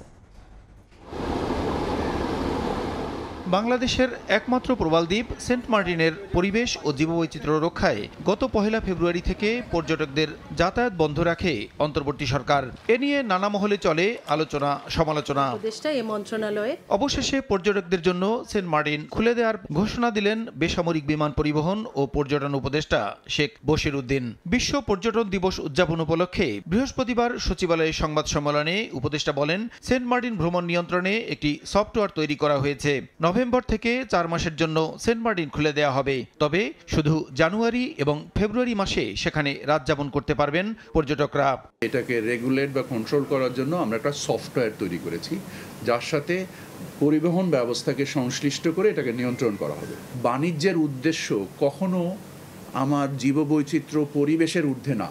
এদিকে বিমানবন্দরের 3rd টার্মিনাল খুলে দেওয়ার সার্বিক কার্যক্রম পর্যালোচনা হচ্ছে জানিয়ে উপদেষ্টা বলেন, বিদেশি নির্মাণ কোম্পানি এখনো হস্তান্তর না করায় এটি কবে খুলে দেওয়া সম্ভব হবে সেটি নিশ্চিত নয়। এটা যে শুধু আমাদের যাত্রী পরিবহনের সেবার উন্নতিকরণ তাও না, এখানে আমাদের একটা অর্থনৈতিক স্বার্থও জড়িত। যত দ্রুত করা যায়, দুঃখজনকভাবে আপনারা যে সুনির্দিষ্ট একটি তারিখ চাচ্ছেন আমাদের কাছে, এটা আমাদের কাছে এই মুহূর্তে উপস্থিত নাই। পর্যটন এবং টেকসই রূপান্তর এই প্রতিপাদ্য নিয়ে আগামী শনিবার দেশে বিশ্ব পর্যটন দিবস পালনের লক্ষ্যে নানা আয়োজনের কথাও তুলে ধরেন পর্যটন উপদেষ্টা। এটাকে সম্পৃক্ত করার জন্য। প্রসূন আশিস, সময় সংবাদ, ঢাকা। 6,500 কোটি টাকা অর্থায়ন নিশ্চিত হওয়ায় অক্টোবর মাসেই শুরু হচ্ছে কক্সবাজারের মাতারবাড়ি গভীর সমুদ্র বন্দরের জেটি টার্মিনাল শেড এবং ইয়ার্ড নির্মাণের কাজ। এর মধ্যে জাপানি উন্নয়ন সংস্থা জাইকার 5,500 কোটি টাকার পাশাপাশি বাকি 1,000 কোটি টাকার যোগান দিচ্ছে চট্টগ্রাম বন্দর কর্তৃপক্ষ। আরও 10,000 কোটি টাকার সিভিল ওয়ার্ক সহ যন্ত্রপাতি কেনার কাজও শুরু হবে দ্রুতই। শাখাউত ত্রিপুর ক্যামেরায় বিস্তারিত জানাচ্ছেন কমল দে। অন্তত 4 বছর আগেই 9,500 কোটি টাকা খরচ করে তৈরি করা হয়েছিল 14 মিটার গভীরতা এবং 6 কিলোমিটার দীর্ঘ নতুন নৌ চ্যানেল। কিন্তু নানামুখী জটিলতায় দীর্ঘদিন ধরে আটকে ছিল মাতারবাড়ি গভীর সমুদ্র বন্দরের অবকাঠামোগত নির্মাণ কাজ। অবশেষে বন্দরের সেই জটগুলো খুলতে শুরু করেছে। আর তাই আগামী অক্টোবরে জাহাজ বেড়ার জেটি টার্মিনাল শেড এবং কন্টেনার ইয়ার্ড নির্মাণ কাজ শুরুর অনুমতির অপেক্ষায় রয়েছে প্যান্টা ওশান এবং কর্পোরেশন নামে দুটি জাপানি প্রতিষ্ঠান। মাতারবাড়ি টার্মিনালটা যখন হবে তখন আপনারা জানেন যে এখানে প্রায় 13 থেকে 14 মিটার ড্রাফটের জাহাজ আসবে। এখানে প্রায় বর্তমানে আমরা চিটং পোর্টে মাত্র 10 মিটারের ড্রাফটের জাহাজ আনতে পারি এবং প্রায় 2 থেকে 2,500 টিউজের বেশি যেগুলো ক্যারি করতে পারে না এই সমস্ত জাহাজ। তো সেখানে আমরা আশা করছি 7 থেকে 8,000 টিউজ কন্টেইনার নিয়ে জাহাজ আসতে পারবে। তো এটা একদিক দিয়ে দেশের অর্থনীতিতে একটা ভালো অবদান রাখবে। 17,000 কোটি টাকার এই মাতারবাড়ি প্রকল্পের প্রথম পর্যায়ে সিভিল ওয়ার্কে খরচ হবে 5,500 কোটি টাকা, যন্ত্রপাতি কেনা হবে 900 কোটি টাকার, আর অবকাঠামোগত উন্নয়নে খরচ হবে 6,500 কোটি টাকায়। এর মধ্যে জাপানি প্রতিষ্ঠান জায়গা দিচ্ছে 5,500 কোটি এবং বাকি 1,000 কোটি টাকার যোগান দেবে চট্টগ্রাম বন্দর কর্তৃপক্ষ। মাতারবাড়ি গভীর সমুদ্র বন্দরে 460 মিটার দীর্ঘ একটি ডেডিকেটেড কন্টেইনার জেটি এবং 300 মিটার দীর্ঘ অপর একটি মাল্টিপারপাস জেটি নির্মাণ করা হবে। এছাড়া থাকবে অন্তত 10,000 কন্টেইনার ধারণ ক্ষমতার একটি টার্মিনাল। 2030 সালে 11 লাখ এবং 2041 সালে 26 লাখ কন্টেইনার হ্যান্ডেলিং লক্ষ্যমাত্রা নির্ধারণ করা হয়েছে মাতারবাড়ি গভীর সমুদ্র বন্দরে। লজিস্টিক্স হাবকে আরও কার্যকরী করতে গেলে বন্দরের কার্গো হ্যান্ডলিং এবং কার্গোর ক্যাপাসিটিও বাড়াইতে হবে। তো সেইটার জন্য আমাদের যে কার্গো হলো আসলে কিং অফ দিস আপনার পোর্ট, তো এখন এই কার্গো কোথা থেকে আসবে? কার্গো ওখান থেকে জেনারেট করতে হবে। তার জন্য আমাদের ওখানে ইন্ডাস্ট্রিয়াল বা ম্যারিটাইম ম্যানুফ্যাকচারিং হাব লাগবে। বন্দর হিসেবে কাজ শুরু করার আগে যেমন বিদ্যুৎ কেন্দ্রের জন্য আনা কয়লা বোঝা অসংখ্য জাহাজ ভিড়েছে মাতারবাড়িতে, তেমনি সুযোগ সৃষ্টি হয়েছে পুরো এলাকায় পরিকল্পিতভাবে শিল্পায়নের। মাতারবাড়ি বন্দর হবে এই অঞ্চলের বন্দর, এই অঞ্চলের একটা বন্দর যেটা হবে ডিপসি পোর্ট, এবং বাংলাদেশের অর্থনীতি ডিপসি পোর্টকে প্রয়োজন বলেই মাতারবাড়িতে এটা করা হচ্ছে। গত 1 দশকের বেশি সময় ধরে চীন এবং ভারত এই গভীর সমুদ্র বন্দর নির্মাণের আগ্রহ দেখিয়ে আসছিল, কিন্তু ভূ রাজনৈতিক জটিলতা এড়াতে শেষ পর্যন্ত কাজের দায়িত্ব দেওয়া হয় জাপানকে। আগামী 2030 সালের মধ্যে পুরোদমে অপারেশনে যাওয়ার কথা রয়েছে মাতারবাড়ি গভীর সমুদ্র বন্দর। কমল দে, সময় সংবাদ, চট্টগ্রাম। পদ্মা সেতু রেল সংযোগ প্রকল্পের সর্ববৃহৎ স্টেশন মুন্সিগঞ্জের নিমতলা রেলওয়ে স্টেশনে এখন কোনো ট্রেন ভিড়ছে না। রেল সিগন্যালের যন্ত্রপাতি চুরির কারণে রেল চলাচল করছে অতি ঝুঁকি নিয়ে ম্যানুয়াল পদ্ধতিতে। আর এই স্টেশনে কন্টেইনার ডিপো স্থাপনে বৃহত্তর বাণিজ্য কেন্দ্রে রূপান্তরের পরিকল্পনাও আটকে আছে। নাসিরউদ্দিন উজ্জ্বলের রিপোর্ট, ছবি তুলেছেন আবু সাইদ।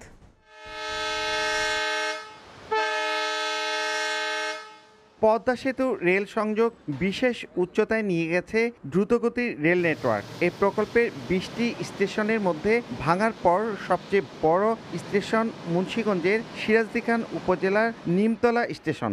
কিন্তু এই স্টেশনে দ্রুত গতির রেল চলতে সমস্যা হচ্ছে, তাই গতি কমিয়ে দিয়ে হাতের সিগন্যাল নিয়ে ধীরে ধীরে অতিক্রম করতে হয়।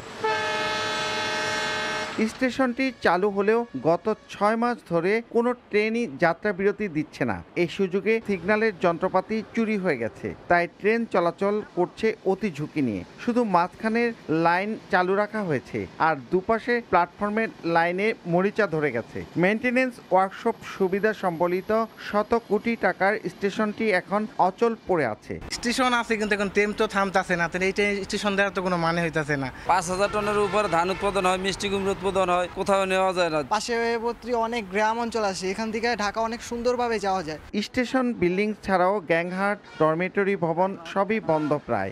এক প্ল্যাটফর্ম থেকে অপর প্ল্যাটফর্মে যাওয়ার জন্য নির্মাণ করা ফুটওভার ব্রিজও ব্যবহার হয় না। স্টেশন ঘিরে কন্টেইনার ডিপো পরিকল্পনাও আটকে আছে। অদূর ভবিষ্যতে যে পরিকল্পনা আছে, ওই পরিকল্পনা বাস্তবায়ন হলে এগুলো সচল হয়ে যাবে। আমাদের জনবলের সংকটের কারণে আমরা সমস্ত স্টেশনগুলো এখনো চালু করতে পারিনি এবং কোচ প্রাপ্তির সাপেক্ষে এই রুটে আরো অধিক সংখ্যক ট্রেন পরিচালনা করা হবে। Signal computer based interlocking CBI system যুক্ত থাকলেও তা কোনো কাজে আসছে না। কমলাপুর থেকে 27 কিলোমিটার দূরত্বের আরিয়ালবিল এলাকায় প্রায় 1.5 কিলোমিটার দীর্ঘ এই স্টেশনে কোনো ট্রেন থামছে না, চলে যাচ্ছে এইভাবেই। মুন্সিগঞ্জের নিমতলা থেকে নাসিরউদ্দিন উজ্জ্বল, সময় সংবাদ। প্রতিষ্ঠার এক যুগেও নাগরিক সেবা বাড়েনি গাজীপুর সিটি কর্পোরেশনে। যত্রতত্র আবর্জনায় ছেয়ে গেছে পুরো নগরী।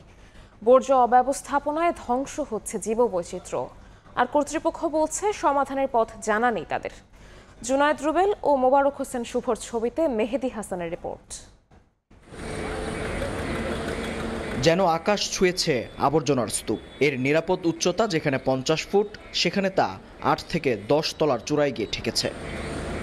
শিল্পনগরী হওয়ায় ঘনবসতিপূর্ণ এলাকা গাজীপুর সিটি কর্পোরেশন। বিপুল জনসংখ্যার সঙ্গে পাল্লা দিয়ে বাড়ছে মানবসৃষ্ট বর্জ্য। সিটি কর্পোরেশনের তথ্য বলছে, শুধু মহানগর এলাকায় দিনে প্রায় 3000 মেট্রিক টন আবর্জনা সৃষ্টি হয়। দিন যায়, কর্তৃপক্ষ বদলায়। সিটি কর্পোরেশন হওয়ার এক যুগ পেরিয়ে গেলেও এই শহরের বর্জ্য ব্যবস্থাপনার উদ্যোগ নেয়নি কেউ। বিকল্প ডাম্পিং স্টেশন না থাকায় এই এক জায়গাতেই বছরের পর বছর ধরে ফেলা হচ্ছে ময়লা। ধীরে ধীরে উঁচু হচ্ছে পাহাড়, বাড়ছে এর প্রশস্ততাও। ফলাফল, হুমকির মুখে পড়ছে এই এলাকার পরিবেশ, ধ্বংস হচ্ছে জীববৈচিত্র্যও। ভাগাড়ের পেছনে তুরাগ নদ। সামান্য বৃষ্টি হলেই দূষিত ও বিষাক্ত পানি মিশে যায় নদীতে। দুর্গন্ধযুক্ত পানি ছড়িয়ে পড়ে মহাসড়কেও। এরই মধ্যে বসবাস অনুপযোগী আশপাশের এলাকা। বন্ধের পথে ফসল উৎপাদনও। আশেপাশে লোকজন থাকাও যায় না, বৃষ্টি হলে এটা বেশি ক্ষতি হয়, গন্ধ আসে। আবর্জনা ফালানির পরে কোনো ফসল হয় না। ময়লার লাগে মনে করেন মানুষের বাড়ি ঘর থাকা পারে না, আমরা বাড়া থাই। অথচ নগরীর বর্জ্য ব্যবস্থাপনা নিয়ে সিটি কর্পোরেশনের অর্থায়নে অনেক আগেই মাস্টার প্ল্যান করেছে ঢাকা প্রকৌশল ও প্রযুক্তি বিশ্ববিদ্যালয়ের একটি বিশেষজ্ঞ দল। মহাপরিকল্পনার অংশ হিসেবে শুরু হয়েছিল জমি অধিগ্রহণের কার্যক্রম। তবে নীতি নির্ধারকদের দ্বন্দ্বে আজও তা আলোর মুখ দেখেনি। গাজীপুর সিটির যে মাস্টার প্ল্যানটা করা হয়েছিল ডুয়েটের পক্ষ থেকে, সেখানে কিন্তু আমরা স্পষ্ট কয়েকটা জায়গায় আমরা বলছি যে ওখানে স্যানিটারি ল্যান্ডফিল স্টেশন হবে এবং যাতে করে কোনো ধরনের রোগ জীবাণু বাতাসে, ইভেন আন্ডারগ্রাউন্ড ওয়াটারেও যেন কোনো রকমের সংক্রমণ না হয় সেটার ব্যবস্থা। রাজনৈতিক পট পরিবর্তনের পর নতুন নীতি নির্ধারকরাও বর্জ্য নিয়ে পড়েছেন দোটানায়। ডাম্পিং স্টেশন নির্মাণে প্রাথমিকভাবে 100 বিঘা জমি অধিগ্রহণের কাজ শুরু হলেও স্থায়ী সমাধানের পথ খুঁজছে সিটি কর্পোরেশন। আমরা চেষ্টা করছি যে এই বর্জ্য ব্যবস্থাপনাটা যাতে আধুনিক ইয়াতে নেওয়া যায়। একসাথে অনেক পরিমাণ জায়গা পাওয়া গাজীপুরে কিন্তু একটা বিশাল চ্যালেঞ্জে যায়। বর্জ্য অপসারণের নামে গাজীপুরের প্রতিটি ঘর থেকেই নির্দিষ্ট অর্থ আদায় করে সিটি কর্পোরেশন। মেহেদি হাসান, সময় সংবাদ, গাজীপুর। ভোর 5টা থেকে সৈয়দপুরে শুরু হয়েছে নর্দার্ন হাফ ম্যারাথন দৌড়। দীর্ঘ 25 কিলোমিটার এই ম্যারাথনে অংশ নিয়েছেন প্রায় 1000 শিশু, নারী ও পুরুষ। এই মুহূর্তে সেখানে আছেন রিপোর্টার শাকির হোসেন বাদল। সরাসরি চলে যাচ্ছি তার কাছে। আপনাদেরকে প্রথমে জানিয়ে রাখি যে আজ সকাল 5:30 থেকে নীলফামারীর সৈয়দপুরে শুরু হয়েছে নর্দার্ন হাফ ম্যারাথন। এই ঠিক 5:30 এখান থেকে শুরু হয় ম্যারাথন দৌড়। সারা বাংলাদেশের থেকে প্রায় 850 জনের মতন দৌড়বিদ এই ম্যারাথনে অংশগ্রহণ করছেন। এই ম্যারাথনের আয়োজন করে থাকেন। এটি সৈয়দপুরে তৃতীয়বারের মতন আয়োজন। এই ম্যারাথনের আয়োজন করেন সৈয়দপুর রানার নামের একটি সংগঠন। সকাল থেকে ভোর 4:30 থেকে আমরা দেখেছি যে বিভিন্ন যারা রেজিস্ট্রেশন করেছে তারা রানিং স্পটে আসতে শুরু করে এবং 5:30 বাজার সাথে সাথে 4টি অংশে এখানে দৌড় শুরু হয়। প্রথম অংশটি 25 কিলোমিটারের, দ্বিতীয়টি হচ্ছে 10 কিলোমিটারের, তৃতীয়টি 5 কিলোমিটার এবং ছোট্ট শিশুমণিদের জন্য 2 কিলোমিটারের রানের আয়োজন করা হয়। এখনও রান চলছে। যে যারা 25 কিলোমিটারে যারা অংশগ্রহণ করেছেন তারা এখনও এসে পৌঁছয়নি, তবে 5 এবং 10 কিলোমিটার রানাররা গন্তব্যস্থলে এসে পৌঁছতে শুরু করেছেন। আপনারা দেখছেন যে সুন্দর গ্রাম্য পরিবেশে, একেবারে নিরিবিলি শান্ত পরিবেশে রানাররা দৌড়াচ্ছেন। এটি একটি গ্রাম্য পরিবেশ। একেবারে বলা যায় যে সৈয়দপুর থেকে শুরু করে পার্বতীপুরের কৌপি লোকি পর্যন্ত গিয়ে সেখান থেকে ব্যাক করে আসবেন রানাররা। এই রানের আয়োজন করে থাকেন। এই সংগঠনের যিনি আয়োজন করেছেন, এই ম্যারাথনের যিনি আয়োজন করেছেন তিনি হচ্ছেন অ্যাডমিন ও রেস ডিরেক্টর চক্ষু বিশেষজ্ঞ কামরুল হাসান সোহেল। আপনারা দেখছেন যে দৌড়বিদরা ইতিমধ্যে কিন্তু গন্তব্যের কাছাকাছি চলে এসছে এবং প্রতি বছরের ন্যায় এটি তৃতীয়বার। তারা আয়োজক বলছেন যে আমরা মানুষের শরীরের সুস্থ রাখার জন্য এবং সকাল সকাল উঠে অভ্যাস, মানুষের সকাল সকাল ঘুম থেকে ওঠার অভ্যাস এবং দ্রুত ঘুমানোর অভ্যাস তৈরি করার জন্যই সাধারণত এই ম্যারাথন রানের তৈরি করে থাকি। এখানে সারা বাংলাদেশ থেকে প্রায় 850 জন রেজিস্ট্রেশন করেছেন এবং সকাল 5:30টায় এই ম্যারাথন রানের শুরু হয়েছে। এই ছিল আমার কাছে নীলফামারী সৈয়দপুর থেকে ম্যারাথন নিয়ে সর্বশেষ। সরাসরি যুক্ত ছিলাম নীলফামারীর সৈয়দপুরে। অযৌক্তিক পৌরকর বৃদ্ধি ও পানিকর বাতিলের দাবিতে যশোরে প্রতিবাদ মিছিল করেছে নাগরিক কমিটির নেতৃবৃন্দ। বৃহস্পতিবার দুপুরে সদরের পৌরসভা অফিস ঘেরাও করেন তারা। বলেন, সেবামূলক প্রতিষ্ঠান হলেও দীর্ঘদিন ধরে নিপীড়নমূলক আচরণ করছে যশোর পৌরসভা। সেবা না দিলেও দফায় দফায় কর বৃদ্ধি করছে বলেও অভিযোগ করেন। এ সময় নতুন মূল্যায়নের মাধ্যমে কর নির্ধারণের জন্য আগামী 15 দিনের মধ্যে সুনির্দিষ্ট নীতিমালা নির্ধারণের দাবি জানান পৌরসভাবাসী। 4 মাস ধরে এসি ল্যান্ড নেই মাদারীপুর সদর উপজেলা ভূমি অফিসে। এতে আটকে আছে 2000-এর বেশি নামজারির আবেদন। উপজেলা নির্বাহী কর্মকর্তাকে অতিরিক্ত দায়িত্ব দেয়া হলেও মিলছে না কাঙ্ক্ষিত সেবা। এতে ক্ষুব্ধ সেবা প্রত্যাশীরা।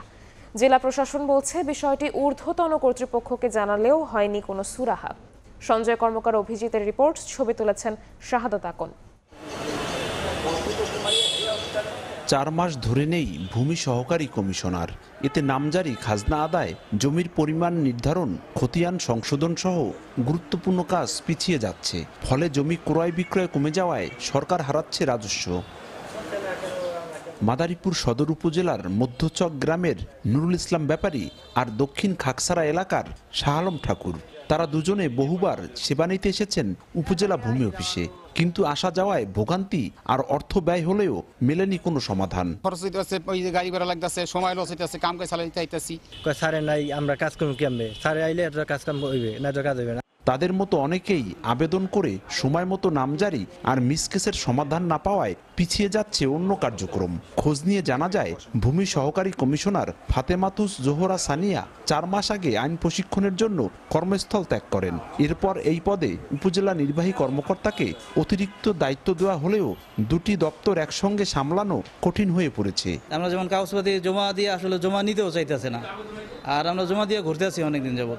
এতে যে 6 মাস ধরে ঘুরতেছি, এখন তো কোনো কাজ করতে পারতাছি না। কাজের কোনো ধীরগতি নেই উল্লেখ করে উপজেলা প্রশাসন বলছে, সাধ্যমতো প্রত্যাশীদের সেবা দেয়া হচ্ছে। রুটিন দায়িত্ব যখন যে কাজটা আসছে, যে রেকর্ড সংশোধনের কাজগুলো চলমান আছে, আমাদের যে মামলা সংক্রান্ত যেই তথ্য প্রেরণ, সেগুলো সবই চলমান রয়েছে। জেলা প্রশাসক জানান, নতুন করে এসিল্যান্ড নিয়োগ দিতে মন্ত্রণালয়ে বলা হলেও পদ শূন্য না হওয়ায় আর বেতন জটিলতায় তা আলোর মুখ দেখেনি। মন্ত্রণালয়ে আমি অলরেডি জানিয়েছিলাম, কিন্তু বেতন যেহেতু একটি উপজেলায় একটি পদ, একজনেরই বেতন আসে, সেক্ষেত্রে অন্যজনকে দেওয়ার সুযোগ নেই। সদর উপজেলা ভূমি অফিসে 2000 নামজারি আর 350 মিসকেসের আবেদন জমা পড়েছে। আগামী 5 অক্টোবর এসিল্যান্ডের কর্মস্থলে যোগদানের কথা রয়েছে। পৈতৃক সম্পত্তি বিক্রি আর নতুন জমি ক্রয় করলে নামজারি করা বাধ্যতামূলক। সেক্ষেত্রে 1170 টাকার বিনিময়ে 28 কার্যদিবসের মধ্যে এই নামজারি হওয়ার কথা। সঞ্জয় কর্মকার, অভিজিৎ, সময় সংবাদ, মাদারীপুর। ভোরের সময় এ ছিল আমার কাছে। পরবর্তী সংবাদগুলো জানাতে সঙ্গে থাকবেন সহকর্মী মাহাদি ইসলাম ধ্রুব। নিবিড়, আপনাকে ধন্যবাদ। পরবর্তী সংবাদগুলো নিয়ে ফিরছি কিছুক্ষণ পর। দেখছেন ভোরের সময়, সঙ্গেই থাকুন। দেখছেন ভোরের সময়। অপরাধী শনাক্তে ফরিদপুর শহরের 1.5 শতাধিক পয়েন্টে 4 বছর আগে স্থাপন করা হয়েছিল সিসিটিভি ক্যামেরা। রক্ষণাবেক্ষণের অভাবে বেশিরভাগই এখন নষ্ট। এতে নিরাপত্তাহীনতার কথা জানান পৌরবাসী। তবে শীঘ্রই নতুন করে স্থাপনের আশ্বাস পুলিশ সুপারের। শিকদার সজলের পাঠানো তথ্য, ছবি নিয়ে রিপোর্ট। সংযোগ লাইনের বক্স আছে অথচ ক্যামেরা নেই, অনেক জায়গায় ক্যামেরা আছে অথচ সংযোগ নেই। 2021 সালে ফরিদপুর জেলা শহরের গুরুত্বপূর্ণ পয়েন্টগুলোতে সিসিটিভি ক্যামেরা স্থাপন করে পুলিশ। এসব ক্যামেরা পুলিশ সুপারের কার্যালয়ের নিয়ন্ত্রণ কক্ষ থেকে পর্যবেক্ষণ করা হতো, কিন্তু রক্ষণাবেক্ষণের অভাবে বেশিরভাগ ক্যামেরাই এখন নষ্ট। এতে শহরের বিভিন্ন অপরাধের ঘটনায় অপরাধী শনাক্তে বেগ পেতে হচ্ছে আইন শৃঙ্খলা বাহিনীকে। নিরাপত্তাহীনতার কথা জানান পৌরবাসীও।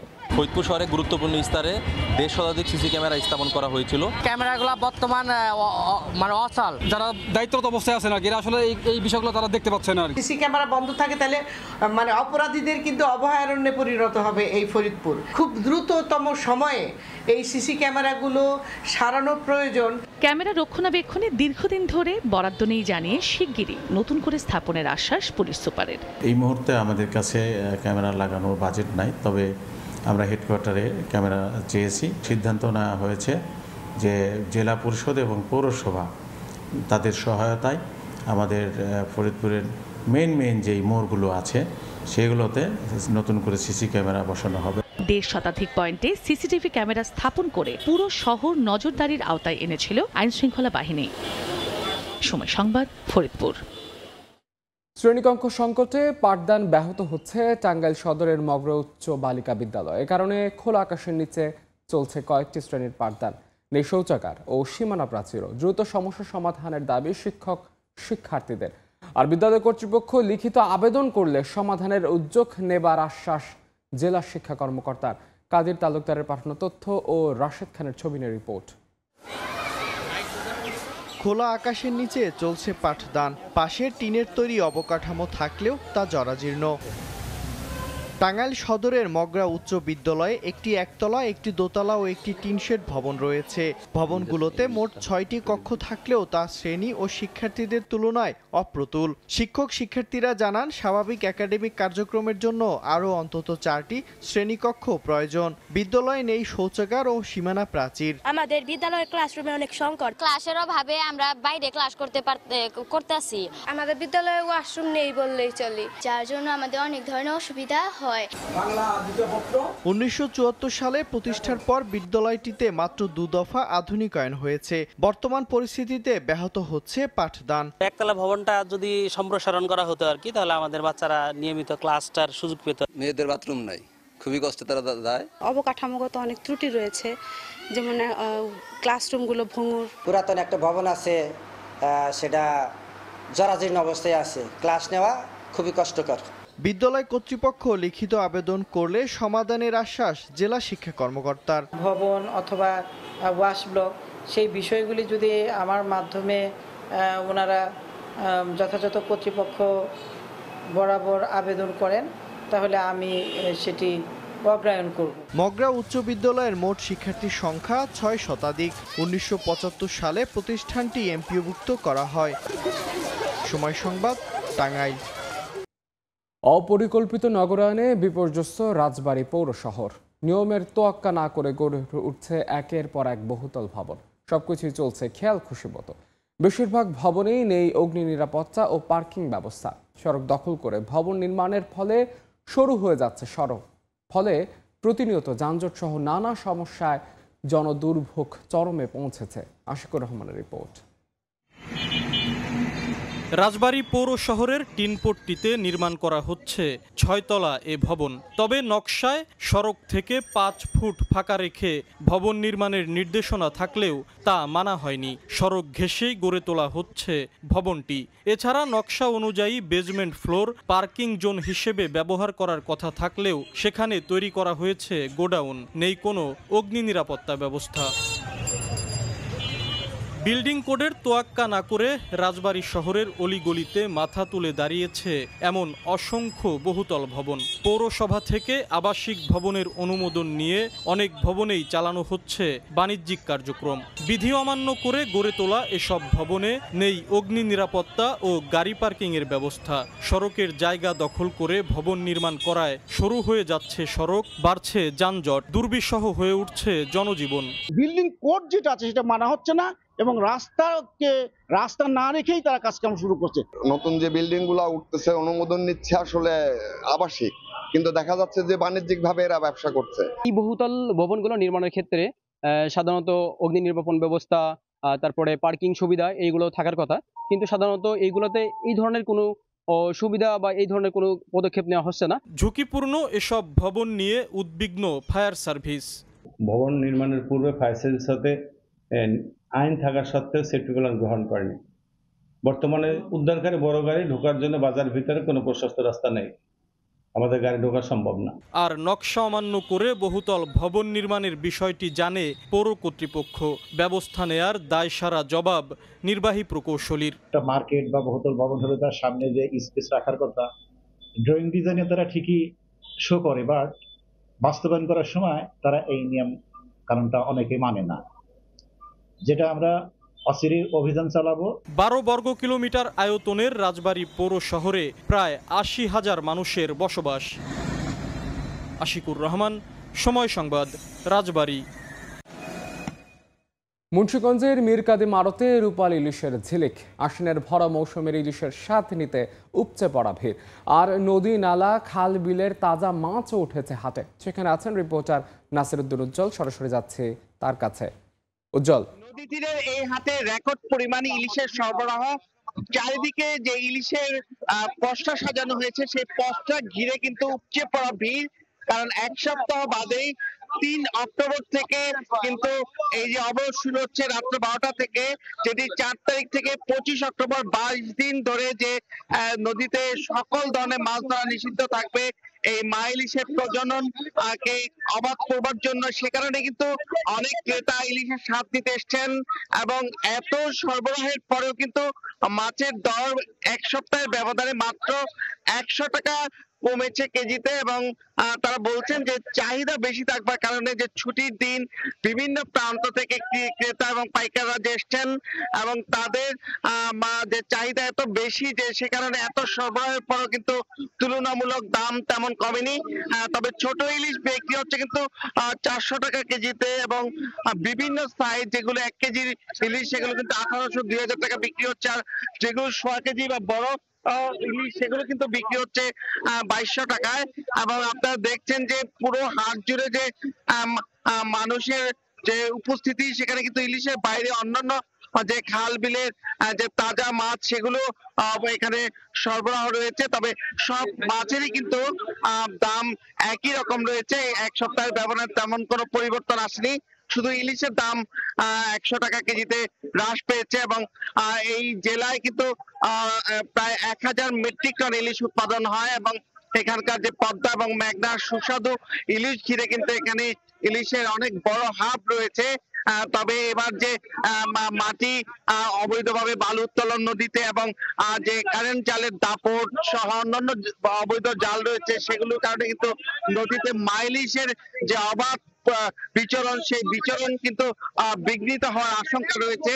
এবং নদীতে বালু কাটা অবস্থায় কিন্তু মা ইলিশের যে প্রজনন সেটি মারাত্মকভাবে ব্যাহত হবে বলে কিন্তু স্থানীয় যে ইলিশ বিশেষজ্ঞ যারা আছেন তারা দাবি করছেন। একই সঙ্গে যে অন্যান্য সময় নদীতে যে পরিমাণ ইলিশ আসে সেটি কিন্তু এবার আসতে পারেনি, যে এত বেশি বিক্ষিপ্ত ভাবে মাটি কাটা হয়েছে এবং জালের অবাধ ব্যবহার চলছে।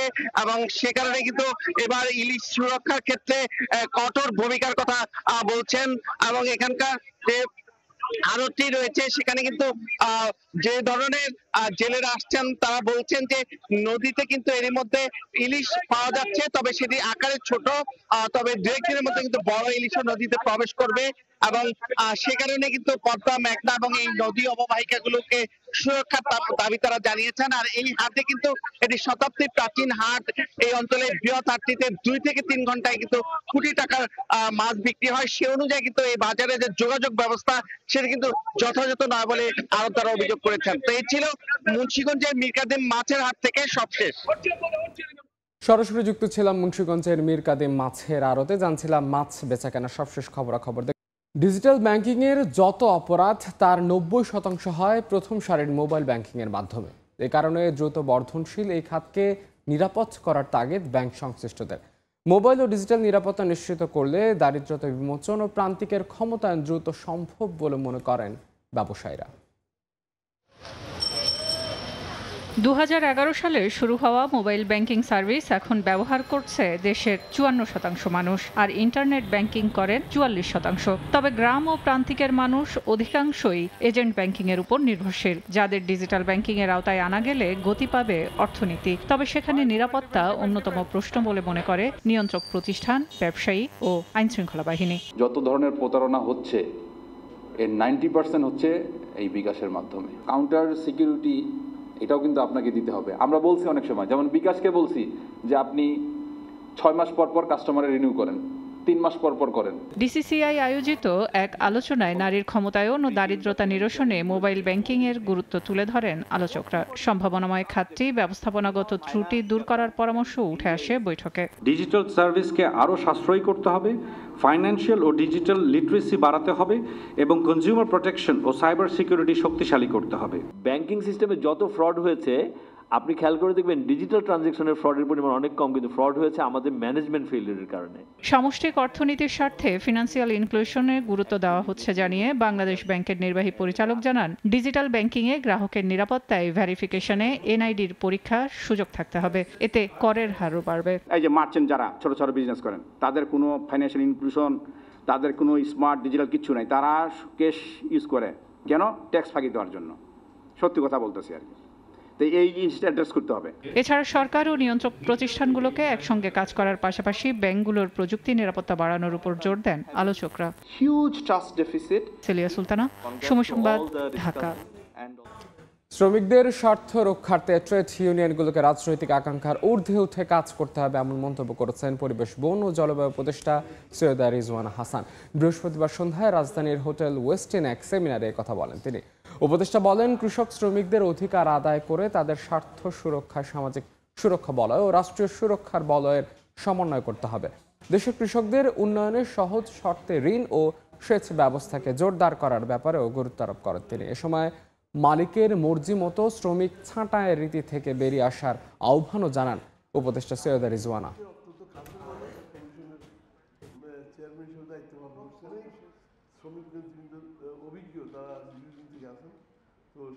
আমরা যেন নারী শ্রমিকদের কথা আলাদা করে ভাবি, আমরা যেন শিশু শ্রমের বিরুদ্ধে অবস্থান নেই, আমরা সত্যিকার অর্থে জাস্ট ট্রানজিশনে যাই, যেই জাস্ট ট্রানজিশনে আমি এমন কোনো কাজ করতে একজনকে বাধ্য করব না যা আমি নিজে কখনো করব না। দেশের বিমা খাতের অন্যতম সমস্যা হিসেবে প্রিমিয়ার গ্রহণে অসুস্থ প্রতিযোগিতাকে সামনে এনেছেন সোনালী লাইফ ইন্স্যুরেন্সের পরিচালক শেখ মোহাম্মদ ড্যানিয়েল। বৃহস্পতিবার রাজধানীর একটি হোটেলে সোনালী লাইফ ইন্স্যুরেন্স উদ্যোগে আয়োজিত এক অনুষ্ঠানে কথা বলেন তিনি। সময় মেয়াদ পূর্তির পর সর্বোচ্চ 7 দিনের মধ্যেই গ্রাহকের বিমা দাবি পরিশোধ করার প্রতিশ্রুতি দেন বিমা কোম্পানির মালিকরা। অনুষ্ঠানে জানানো হয় 2024 সাল পর্যন্ত 10 বছরের সোনালী লাইফের প্রিমিয়াম আয় 40 গুণ বেড়ে 800 কোটি টাকা দাঁড়িয়েছে। আর চলতি বছরের শুরু থেকে সেপ্টেম্বরের মাঝামাঝি পর্যন্ত 566 কোটি টাকা প্রিমিয়াম আয়ের বিপরীতে 260 কোটি টাকা বিমার দাবি পরিশোধ করেছে প্রতিষ্ঠানটি।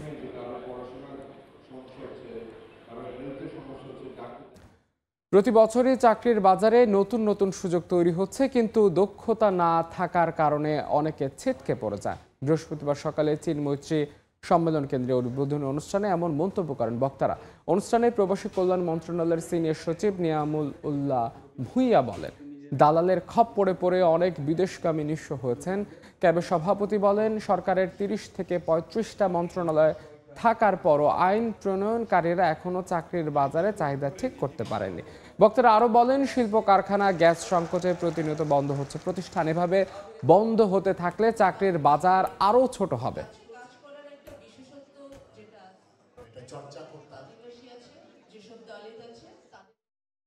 আমার কাছে 110টা ট্রেনিং সেন্টার আছে, যেখানে আমরা প্রায় 53টা ট্রেডে আমরা ট্রেনিং দিই, ইনক্লুডিং জাপান, অন্যান্য দেশে। সাপ্লাই সাইডে যে জায়গাটা আছে তার মধ্যে মাত্র 1 লক্ষ লোককে সরকার চাকরি দিতে পারে। বাকি তো আমাকে অ্যাবজর্ব করছে এই আমাদের প্রাইভেট সেক্টর। যে নাসা গার্মেন্ট গতকালকে বন্ধ হয়ে গেছে, আজকে আগুন জ্বলছে, আজকে আশুলিয়া সাভারে আগুন জ্বলছে, এর আগে বেক্সিমকো বন্ধ হয়ে গেছে, এরকম বহু ফ্যাক্টরি বন্ধ হয়ে গেছে। অনেকগুলো কারণের মধ্যে একটা অন্যতম কারণ হলো গ্যাস। লালনের গানে জীবনের দর্শন, মানবতার আহ্বান আর ভালোবাসার বার্তা। সে সুরের ভুবনে নিজেকে নিবেদন করেছিলেন কিংবদন্তি শিল্পী ফরিদা পারভিন। লালন কল্যাণ মর্যাদা পাওয়া প্রয়াত এই শিল্পীকে গান কথায় স্মরণ করা হচ্ছে ময়মনসিংহের ব্রহ্মপুত্র নদের তীরে। এই মুহূর্তে সেখানে আছেন সহকর্মী ওবায়দুল হক, সরাসরি যাচ্ছে তার কাছে। ওবায়দুল, আমি এখন আছি ময়মনসিংহ নগরের ব্রহ্মপুত্র নদের তীরে। ভোরের আলো ফোটার সঙ্গে সঙ্গে এখানে একটি নান্দনিক আয়োজন করা হয়েছে। প্রয়াত কিংবদন্তি লালন কন্যা খ্যাত ফরিদা পারভিনকে স্মরণ করা হচ্ছে এখানে গান এবং কথায়। এই যারা স্থানীয় শিল্পী যারা রয়েছেন, যারা লালন ভক্ত রয়েছেন এবং ফরিদা পারভিনের ভক্ত যারা রয়েছেন, তারা মূলত আজকে ভোর থেকেই এই ব্রহ্মপুত্র নদের তীরের যে বড়ই তলা যাকে বলা হয়, এই শরতের শুভ্র সকালে এই আয়োজনে আসলে তারা হাজির হয়েছেন এবং তারা যেটি বলছেন যে লালনের দর্শনকে হৃদয়ে ধারণ করে যিনি ভালোবাসা, মানবতা আর জীবনের সত্যের কথা সুরে বুনেছিলেন, যা আজও পথ দেখায় প্রজন্মকে, সেই সুরের আবেদন কিন্তু আজও ভাসিয়ে রাখে বাংলার মাটি ও মানুষকে। এখানে সকাল থেকে জড়ো হয়েছেন শিল্পী, সাহিত্যিক, সংস্কৃতি কর্মী সহ সাধারণ মানুষও। তারা সবাই একসঙ্গে স্মরণ করছেন সেই মহান শিল্পীকে, যিনি লালনের গানে নতুন প্রাণ সঞ্চার করেছিলেন, সেই ফরিদা পারভিন, যাকে বলা হয় খ্যাতি পেয়েছেন যিনি লালন কন্যা হিসেবে। এই আজকের এই অনুষ্ঠানে তার শুধু যে ফরিদা পারভিনের গান তা নয়, এখানে থাকছে জীবনের দর্শন ও তার কাজ নিয়েও আলোচনা। এখানে যারা সংস্কৃতি কর্মী যারা রয়েছেন, বিশেষ করে এখানে আজকের আয়োজক সাহিত্য সংস্কৃতি সংগঠন পরম্পরার যারা আয়োজক, তারা যেটি বলছেন যে ফরিদা পারভিন শুধু একজন শিল্পী নন, তিনি লালনের দর্শনের এক জীবন্ত প্রতীক ছিলেন। তার গানে তারা খুঁজে পেয়েছেন মানুষের প্রতি ভালোবাসা, ধর্ম বর্ণের ঊর্ধ্বে আসলে মানবতার কথা। এই আয়োজনের মধ্য দিয়ে যেন আবারও ফিরে দেখা যাচ্ছে তার রেখে যাওয়া অসাধারণ অবদানকে। এবং এই যে আয়োজন, এই আয়োজনের মধ্য দিয়ে আসলে সাধারণ মানুষ আসলে ফরিদা পারভিনকে স্মরণ করছে। তো এই ছিল ময়মনসিংহের ব্রহ্মপুত্র নদ থেকে আমার কাছে থাকা সবশেষ খবরাখবর।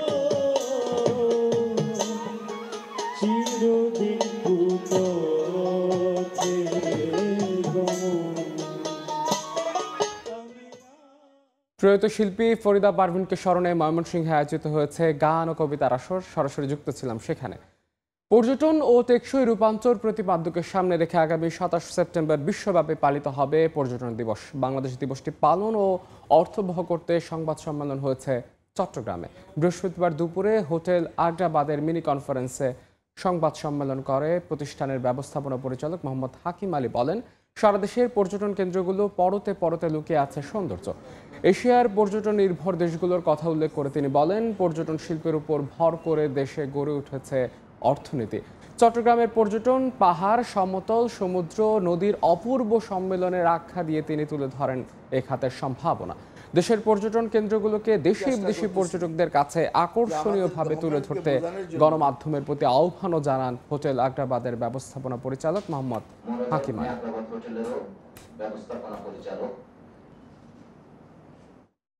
ইন্ডিয়া, মালয়েশিয়া, নেপাল লক্ষ লক্ষ কোটি কোটি টাকাতে মার্কেটিং করছে।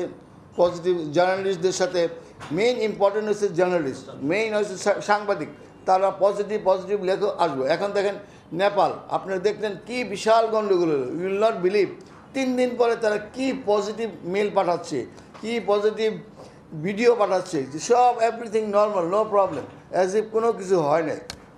আমরা 1 বছর হয়ে গেল এখনও আমরা চলতেছি, কোনো মুভমেন্ট নেই। এটা আমাদের ব্যাড লাক। এ নিয়ে আমি দোয়া করি আপনাদের সবাইকে নিয়ে যে আমরা যেন ভালো মতো একটা স্টেবিলাইজ হতে পারি, যেন ভালো চলতে পারি। নারায়ণগঞ্জে উদ্ধার হয়েছে 70 বছর ধরে অবৈধ দখলে থাকা 23.5 একর জমি। সেখানে গড়ে তোলা হবে পর্যটন কেন্দ্র। বৃহস্পতিবার দুপুরে 2500-এর 20 নন্দী ফেরিঘাট সংলগ্ন মেঘনা নদীর তীরবর্তী এলাকায় উদ্ধার হওয়া জমিতে ইকো পার্ক নির্মাণ প্রকল্পের ভিত্তিপ্রস্তর উদ্বোধন করেন জেলা প্রশাসক মোহাম্মদ জাহিদুল ইসলাম মিয়া। উপস্থিত ছিলেন উপজেলা নির্বাহী কর্মকর্তা সহ প্রশাসনের কর্মকর্তারা। জেলা প্রশাসক জানান, পার্কটি নির্মাণ হলে নদী তীরবর্তী এলাকা পরিণত হবে দৃষ্টিনন্দন পর্যটন কেন্দ্রে। এতে সৃষ্টি হবে রাজস্ব আদায়ের খাত। এই অঞ্চলের যদি কোনো প্রজাতি থাকে, কোনো প্রাণী থাকে যাদেরকে আমরা সেখানে প্রিজার্ভ করতে পারি এবং মানুষের কাছে সেটা দৃশ্যমান হয়, সেই লক্ষ্যকে কেন্দ্র করে এখানে আমরা একটা সেই ইকো পার্ক করার একটা উদ্যোগ গ্রহণ করেছি। দুর্গাপূজা মানেই আনন্দ আর মহোৎসব, আর এই আনন্দের অন্যতম উপকরণ ঢাকঢোল, তবলা সহ নানা ধরনের বাদ্যযন্ত্র। তাই মণ্ডপে মণ্ডপে প্রতিমা সাজানোর পাশাপাশি বাদ্যযন্ত্র তৈরিতে ব্যস্ত সময় পার করছেন মানিকগঞ্জের কারিগররা। বর্তমানে প্লাস্টিকের বাদ্যযন্ত্রের কারণে হারাতে বসেছে এর জৌলস। তবে পেশা টিকিয়ে রাখতে নানা উদ্যোগ নেয়ার কথা জানায় সমাজসেবা অধিদপ্তর। রমজান আলীর ক্যামেরায় ইউসুফ আলীর রিপোর্ট। ঠুকঠাক শব্দে কাঠ থেকে ঢাক, ঢোল, তবলা ও খোল তৈরি করছেন কারিগররা। সকাল থেকে রাত পর্যন্ত তাদের এই কর্মযজ্ঞ। দরজায় কড়া নাড়ছে দুর্গাপূজা। 28 সেপ্টেম্বর মহাষষ্ঠীর মধ্য দিয়ে শুরু হবে সনাতন ধর্মাবলম্বীদের সবচেয়ে বড় ধর্মীয় উৎসব। আর এই উৎসবের সবচেয়ে বেশি চাহিদা এসব বাদ্যযন্ত্রের। এ কারণে মানিকগঞ্জের ঘিওর উপজেলার 5টি গ্রামের 5 শতাধিক পরিবার প্রতি বছরের মতো এবারও ব্যস্ত বাদ্যযন্ত্র তৈরিতে। তাদের এই যন্ত্র স্থানীয় চাহিদা মিটিয়ে সরবরাহ করা হচ্ছে ঢাকা সহ দেশের বিভিন্ন জেলায়। তবে উপকরণের মূল্য বেশি হওয়ায় বাপদাদার এই পেশায় আগ্রহ হারাচ্ছেন অনেকে। পুজোর জন্য একটু চাহিদা আছে, পুজো ছাড়া মোটেই চলে না। মরে শিখছিল, ওইটাই আমরা ধরে রাখছি, ওইটাই আমরা করতেছি। কুরিয়ার সার্ভিসে আমরা পাঠিয়ে থাকি, ঢাকায় পাইকারি দিয়ে থাকি, সারা বাংলাদেশে আমরা ডেলিভারি দিতে পারবো। বর্তমান তো এগুলা পয়সা পাইতেছি না আমরা, গাছের দাম বেশি, আমার তো পোষায় না। বাদ্যযন্ত্র নির্মাণের এই পেশা টিকিয়ে রাখতে নানা উদ্যোগ নেওয়ার কথা জানায় সমাজসেবা অধিদপ্তর। 23-24 অর্থ বছরে প্রায় 500 জন অনগ্রসর জনগোষ্ঠীকে প্রান্তিক জনগোষ্ঠীর উন্নয়ন প্রকল্প থেকে তাদেরকে প্রশিক্ষণ দেওয়া হয়েছে এবং তাদেরকে এককালীন 18,000 টাকা করে অনুদান দেওয়া হয়েছে। এবং আমরা প্রমোট করতে চাই বা আমরা চাই যেন তারা অনগ্রসর না থেকে আমাদের মেন স্ট্রিমের জনসাধারণের মতো তাদের জীবন উন্নয়ন করুক এবং তারা শুধু এই পেশার সাথে সাথে এই তাদের যেন মেইন পড়ালেখা করে বা তার পরিবার যেন শিক্ষিত হয়ে দেশের জাতির গড়ার পেছনে ভূমিকা রাখতে পারে। সমাজসেবা অধিদপ্তরের তথ্য মতে মানিকগঞ্জের ঘিওর উপজেলায় 2 যুগ আগেও এ পেশায় 1000-এর বেশি পরিবার জড়িত ছিল। তবে দিন দিন তা কমে আসছে। সময় সংবাদ, মানিকগঞ্জ। কুড়িগ্রামে নদী ভাঙন রোধে টেকসই বেড়ি বাঁধ নির্মাণের দাবিতে মানববন্ধন হয়েছে বৃহস্পতিবার দুপুরে ফুলবাড়ী উপজেলার নাওডাঙ্গা ইউনিয়নের চর ধরমণ্ডল এলাকায় ধরলা নদীর পাড়ে মানববন্ধন অনুষ্ঠিত হয়। এতে বক্তারা বলেন, চলতি বর্ষায় নদী ভাঙন রোধে নেওয়া হয়নি কোনো ব্যবস্থা। এতে ভাঙনের কবলে গৃহহীন হয়েছে অর্ধশতাধিক পরিবার। নদী গর্ভে বিলীন হয়েছে 400 বিঘা ফসলি জমি। ভাঙন হুমকিকে হাট বাজার, শিক্ষা প্রতিষ্ঠান, আশ্রয়কেন্দ্র সহ শতাধিক বিঘা কৃষি জমি ও সহস্রাধিক ঘরবাড়ি। সীমান্তবর্তী ও পিছিয়ে পড়া জনপদের মানুষের জীবন জীবিকা রক্ষায় টেকসই বেড়ি বাঁধ নির্মাণের দাবি জানান অংশগ্রহণকারীরা।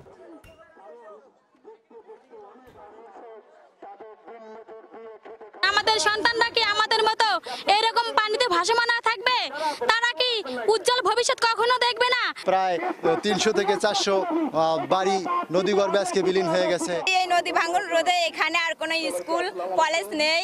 যেগুলো মাদ্রাসা প্রাইমারি স্কুল আছে এগুলো এখন নদী ভাঙনের কাছাকাছি। এগুলো ভেঙে গেলে কোনো ছাত্রছাত্রী শিক্ষা গ্রহণ করতে পারবে না। আমাদের সরকার যদি এটা পদক্ষেপ নেয় যে এটা ব্যবস্থা, যদি একটা বেড়ি বানানোর ব্যবস্থা করে, তাহলে আমরা মানুষগুলো বাঁচতে পারবো। ফরিদপুরে কুমার নদে ডুবে দাদি নাতির মৃত্যু হয়েছে। নিখোঁজ রয়েছে আরও এক শিশু। এছাড়া নোয়াখালী, পাবনা ও দিনাজপুরে পানি ডুবে মৃত্যু হয়েছে আরও 4 জনের। ফরিদপুর সদর উপজেলার আম্বিকাপুরে বাড়ির পাশের নদে 2 নাতি, 8 বছর বয়সী তৌসিফ ও 7 বছর বয়সী সোয়াতকে নিয়ে গোসলে যান তাদের দাদি মালেকা বেগম। পরে 3 জন বাড়ি না ফেরায় বিভিন্ন স্থানে শুরু হয় খোঁজাখুঁজি। বৃহস্পতিবার বিকেলে 2টি মরদেহ ভাসতে দেখলে খবর দেওয়া হয় পুলিশ ও ফায়ার সার্ভিসে। এখনও নিখোঁজ একজন, তাকে উদ্ধারের চেষ্টা চলছে। এদিকে সন্ধ্যায় নোয়াখালীর সুবর্ণচরের চর মজিদ এলাকায় পুকুরে ডুবে 2 ভাইয়ের মৃত্যু হয়েছে। এছাড়া পাবনা ও দিনাজপুরে পানিতে ডুবে মৃত্যু হয়েছে 2 জনের। ময়মনসিংহে ব্রহ্মপুত্র নদে বালুবাহী ট্রলার ডুবে নিখোঁজ এক শ্রমিক। খুলনায় টানা 1 ঘন্টার বৃষ্টিতে নগরীর বিভিন্ন এলাকায় সৃষ্টি হয়েছে জলাবদ্ধতা। এই অবস্থার জন্য বেহাল ড্রেনেজ ব্যবস্থাকে দুষছেন বাসিন্দারা। বৃহস্পতিবার সন্ধ্যা থেকে থেমে থেমে শুরু হয় হালকা ও ভারী বৃষ্টিপাত। নগরের টুটপাড়া, রয়্যাল মোড়, মিস্ত্রিপাড়া, শান্তিধাম মোড়, পিটিআই মোড় সহ বিভিন্ন এলাকায় তলিয়ে যায় সড়ক। ভোগান্তিতে পড়েন পথচারীরা। জলাবদ্ধতার কারণে অনেক স্থানে বন্ধ হয়ে যায় যান চলাচল। রয়্যাল মোড় থেকে পিটিআই মোড় পর্যন্ত দীর্ঘ যানজটও দেখা গিয়েছে। বৃষ্টির পানিতে ভরা, গাড়ি চালানো যাচ্ছে না। শুধুমাত্র এই পানির জন্য এত পরিমাণের জ্যাম, আমাদের অনেক ভোগান্তি হচ্ছে ভাই। প্রচন্ড যানজট, এখান থেকে যাওয়া যাচ্ছে না। পানি নিষ্কাশনের কোনো ব্যবস্থা নাই। এই ভোগান্তিগুলো কি করতে পারি আমরা বলেন? এর থেকে উদ্ধার আমরা মুক্তি চাই। 10টা মিনিট বর্ষা হলেই শুধু শহরটাই থাকে আছে পানির নিচে। সবুজ বিনিয়োগে পরিবেশের সুরক্ষায় গুরুত্বপূর্ণ ভূমিকা রাখছে বাংলাদেশের তৈরি পোশাক শিল্প, এমন মন্তব্য করেছেন সুইজারল্যান্ডের রাষ্ট্রদূত। কর্মক্ষেত্র নিরাপদ হয়েছে উল্লেখ করে এবার রফতানি বাজার বাড়াতে ব্র্যান্ডিং বাংলাদেশে গুরুত্ব দেওয়ার তাগিদ দিয়েছেন উদ্যোক্তারা। বিশ্বের সবচেয়ে ভালো মানের পরিবেশ বান্ধব 10টি তৈরি পোশাক কারখানার মধ্যে 9টিই রয়েছে বাংলাদেশে। মার্কিন লিড সনদের হিসাবে সর্বোচ্চ সংখ্যক 263 সবুজ কারখানা রয়েছে এদেশেই। এমনই একটি রপ্তানিমুখী তৈরি পোশাক কারখানা আশুলিয়ার 4A ইয়ার্ন ড্রাইং। দেশের অন্যতম রপ্তানি আয়ের এই ঘাটতি শুধু টিকে থাকার লড়াই করছে না, বরং বিশ্বে দায়িত্বশীল ও সবুজ উৎপাদনে নেতৃত্ব দিচ্ছে। টিম গ্রুপের এই কারখানাটিতে কাজ করেন 7,500 শ্রমিক। প্রত্যেকেই সন্তুষ্ট কর্মপরিবেশ ও বেতন ভাতা সহ আনুষঙ্গিক সুযোগ সুবিধায়। বেতনের স্যালারি 1 তারিখেই দিয়ে দেয় মালিকে। বেতন মাতৃত্বকালীন ছুটিটাও আমরা পাই। বাচ্চা একটু বড় থাকলে এখানে আমাদের অফিসে রাখার সুযোগ আছে। প্রত্যেকটা ফ্লোরে একজন করে ওয়েলফেয়ার অফিসার আছেন। আমাদের মূল কাজই হচ্ছে ওয়ার্কারদের বিভিন্ন সুযোগ সুবিধা এনশিওর করা। বৃহস্পতিবার এই কারখানাটি পরিদর্শনে আসেন সুইজারল্যান্ডের রাষ্ট্রদূত। ঘুরে দেখেন পোশাক তৈরির বিভিন্ন ধাপ, কথা বলেন শ্রমিক কর্মকর্তাদের সঙ্গে। জানান সবুজ শিল্পায়নে রেকর্ড গড়ে এগিয়ে চলেছে Bangladesh. The economy of Bangladesh. I was very pleased to visit this morning the factory here for 2 reasons. First of all, it's a very modern factory.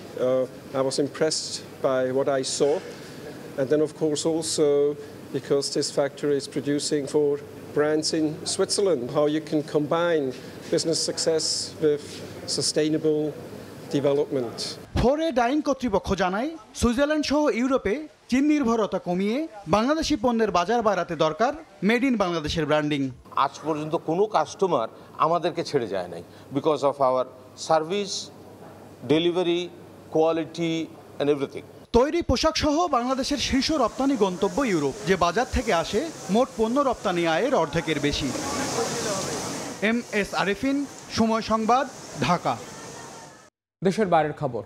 মালদ্বীপে ভ্রমণরত বাংলাদেশিদের জন্য বিশেষ সতর্কতা জারি করেছে দেশটির বাংলাদেশ হাই কমিশন। বিক্রির উদ্দেশ্যে গার্মেন্টস সামগ্রী, মাদকদ্রব্য, রান্না করা খাবার নিয়ে দেশটিতে প্রবেশ করা যাবে না বলে এক বিজ্ঞপ্তিতে জানানো হয়েছে। এসব সামগ্রী মালদ্বীপে কঠোরভাবে নিয়ন্ত্রিত হওয়ার ভ্রমণের সময় তার সঙ্গে রাখলে বিপুল পরিমাণ জরিমানা সহ সর্বোচ্চ 25 বছর পর্যন্ত কারাদণ্ডের বিধান রয়েছে। খন্দকার ওমর ফারুকের তথ্য ছবিতে বিস্তারিত। প্রতি মাসে মালদ্বীপ ভ্রমণ করেন অনেক বাংলাদেশি। এবার দেশটিতে ভ্রমণে যাওয়া বাংলাদেশিদের জন্য সতর্কতা জারি করা হয়েছে। বুধবার স্থানীয় সময় রাতে দেশটির বাংলাদেশ হাই কমিশনের পক্ষ থেকে এ বিষয়ে একটি বিজ্ঞপ্তি প্রকাশ করা হয়।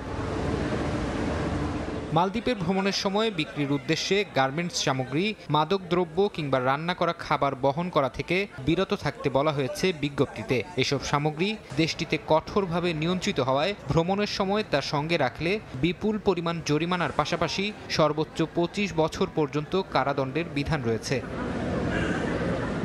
পাসপোর্টের তথ্যে ভুল কিংবা জাতীয় পরিচয়পত্র বা জন্ম সনদের সঙ্গে মিল না থাকায় দেশে গিয়ে এসব সংশোধন করে পুনরায় মালদ্বীপে এসে বিমানবন্দরে বিপাকে পড়ছেন অনেকে। এই পরিস্থিতি এড়াতে দেশে গিয়ে পাসপোর্টের তথ্য পরিবর্তন না করার পরামর্শ দেওয়া হয়েছে হাই কমিশনের পক্ষ থেকে।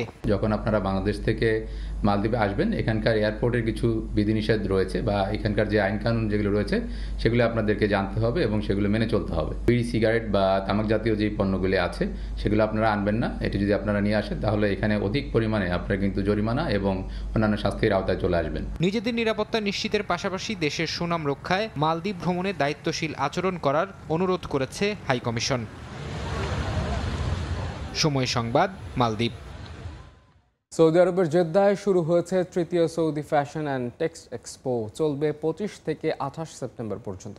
এবারের প্রদর্শনীতে বাংলাদেশের 16টি স্টল অংশ নিচ্ছে। বিস্তারিত আরিফুর রহমানের রিপোর্টে। Jeddah international exhibition and convention সেন্টারে জমজমাট আয়োজনে চলছে Saudi fashion and text expo 2025। 26টি দেশের অংশগ্রহণে আয়োজিত এই প্রদর্শনীতে বাংলাদেশ উপস্থিত হয়েছে টেক্সটাইল, ফ্যাশন, নিটওয়ার ও পোশাকের অ্যাক্সেসরিজ নিয়ে। বাংলাদেশের অংশগ্রহণ তত্ত্বাবধান করছে বাণিজ্য মন্ত্রণালয়, রপ্তানি উন্নয়ন ব্যুরো, ইপিবি এবং বাংলাদেশ কনসুলেট জেনারেল।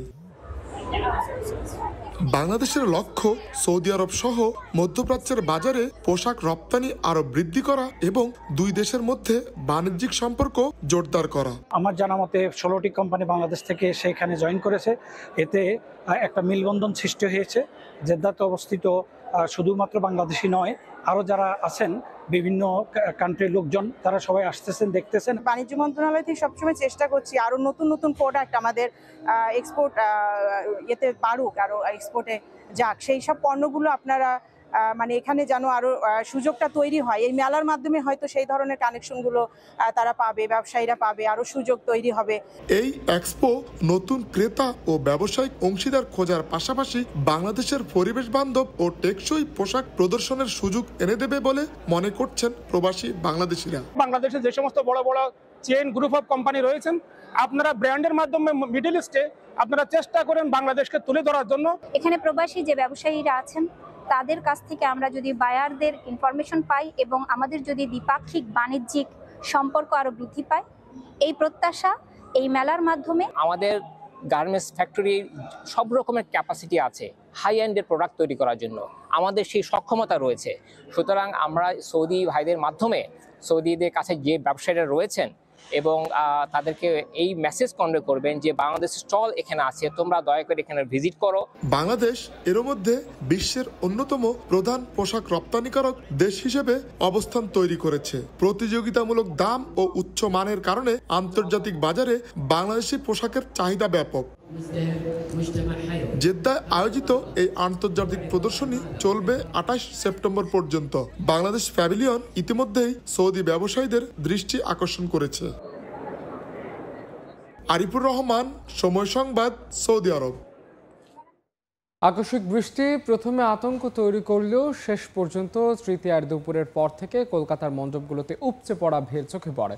বিশেষ করে শিশু আর তরুণ তরুণীদের ভিড় নজর কাড়ে। প্রতি বছরের মতো এবারও তারকাদের দিয়ে প্যান্ডেল উদ্বোধনে দেখা গেছে কলকাতা ও মুম্বাইয়ের সেলিব্রিটিদের। বিস্তারিত জানাচ্ছেন সুব্রত আচার্য, ছবি তুলেছেন বিশ্বজিৎ দাস।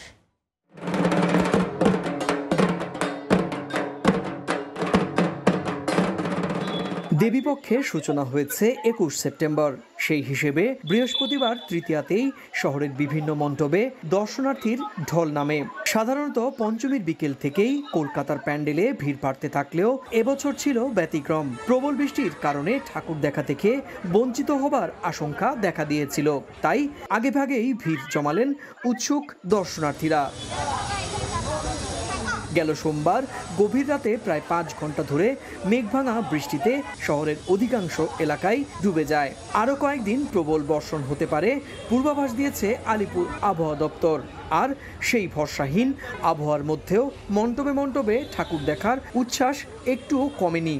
সবে শুরু হলো আমাদের, এখন অব্দি দেশপ্রিয় পার্ক গেছি, বন্ধ পেয়েছি, খুব আনন্দ হচ্ছে। চাইছি ওয়েদারটা পুরো পুজোতে এরকম থাকুক, ভালো থাকুক, সবাই আনন্দ করুক। পুজোটা এমন একটা জিনিস রোজ বেরোনোর ইচ্ছা করে আর রোজ বেরোতে হয়ও। আপাতত তো এখন বৃষ্টি হচ্ছে না, রোদ আছে, সেই জন্যই আমরা বেরিয়েছি। আজকে ওয়েদারটা খুব ভালো আছে, তো চলে এলাম আমরা ঠাকুর দেখতে। এদিকে প্রতিবারের মতো এবারও তারকাদের দিয়ে প্যান্ডেল উদ্বোধনে দেখা গেছে কলকাতা ও মুম্বাইয়ের সেলিব্রিটিদের।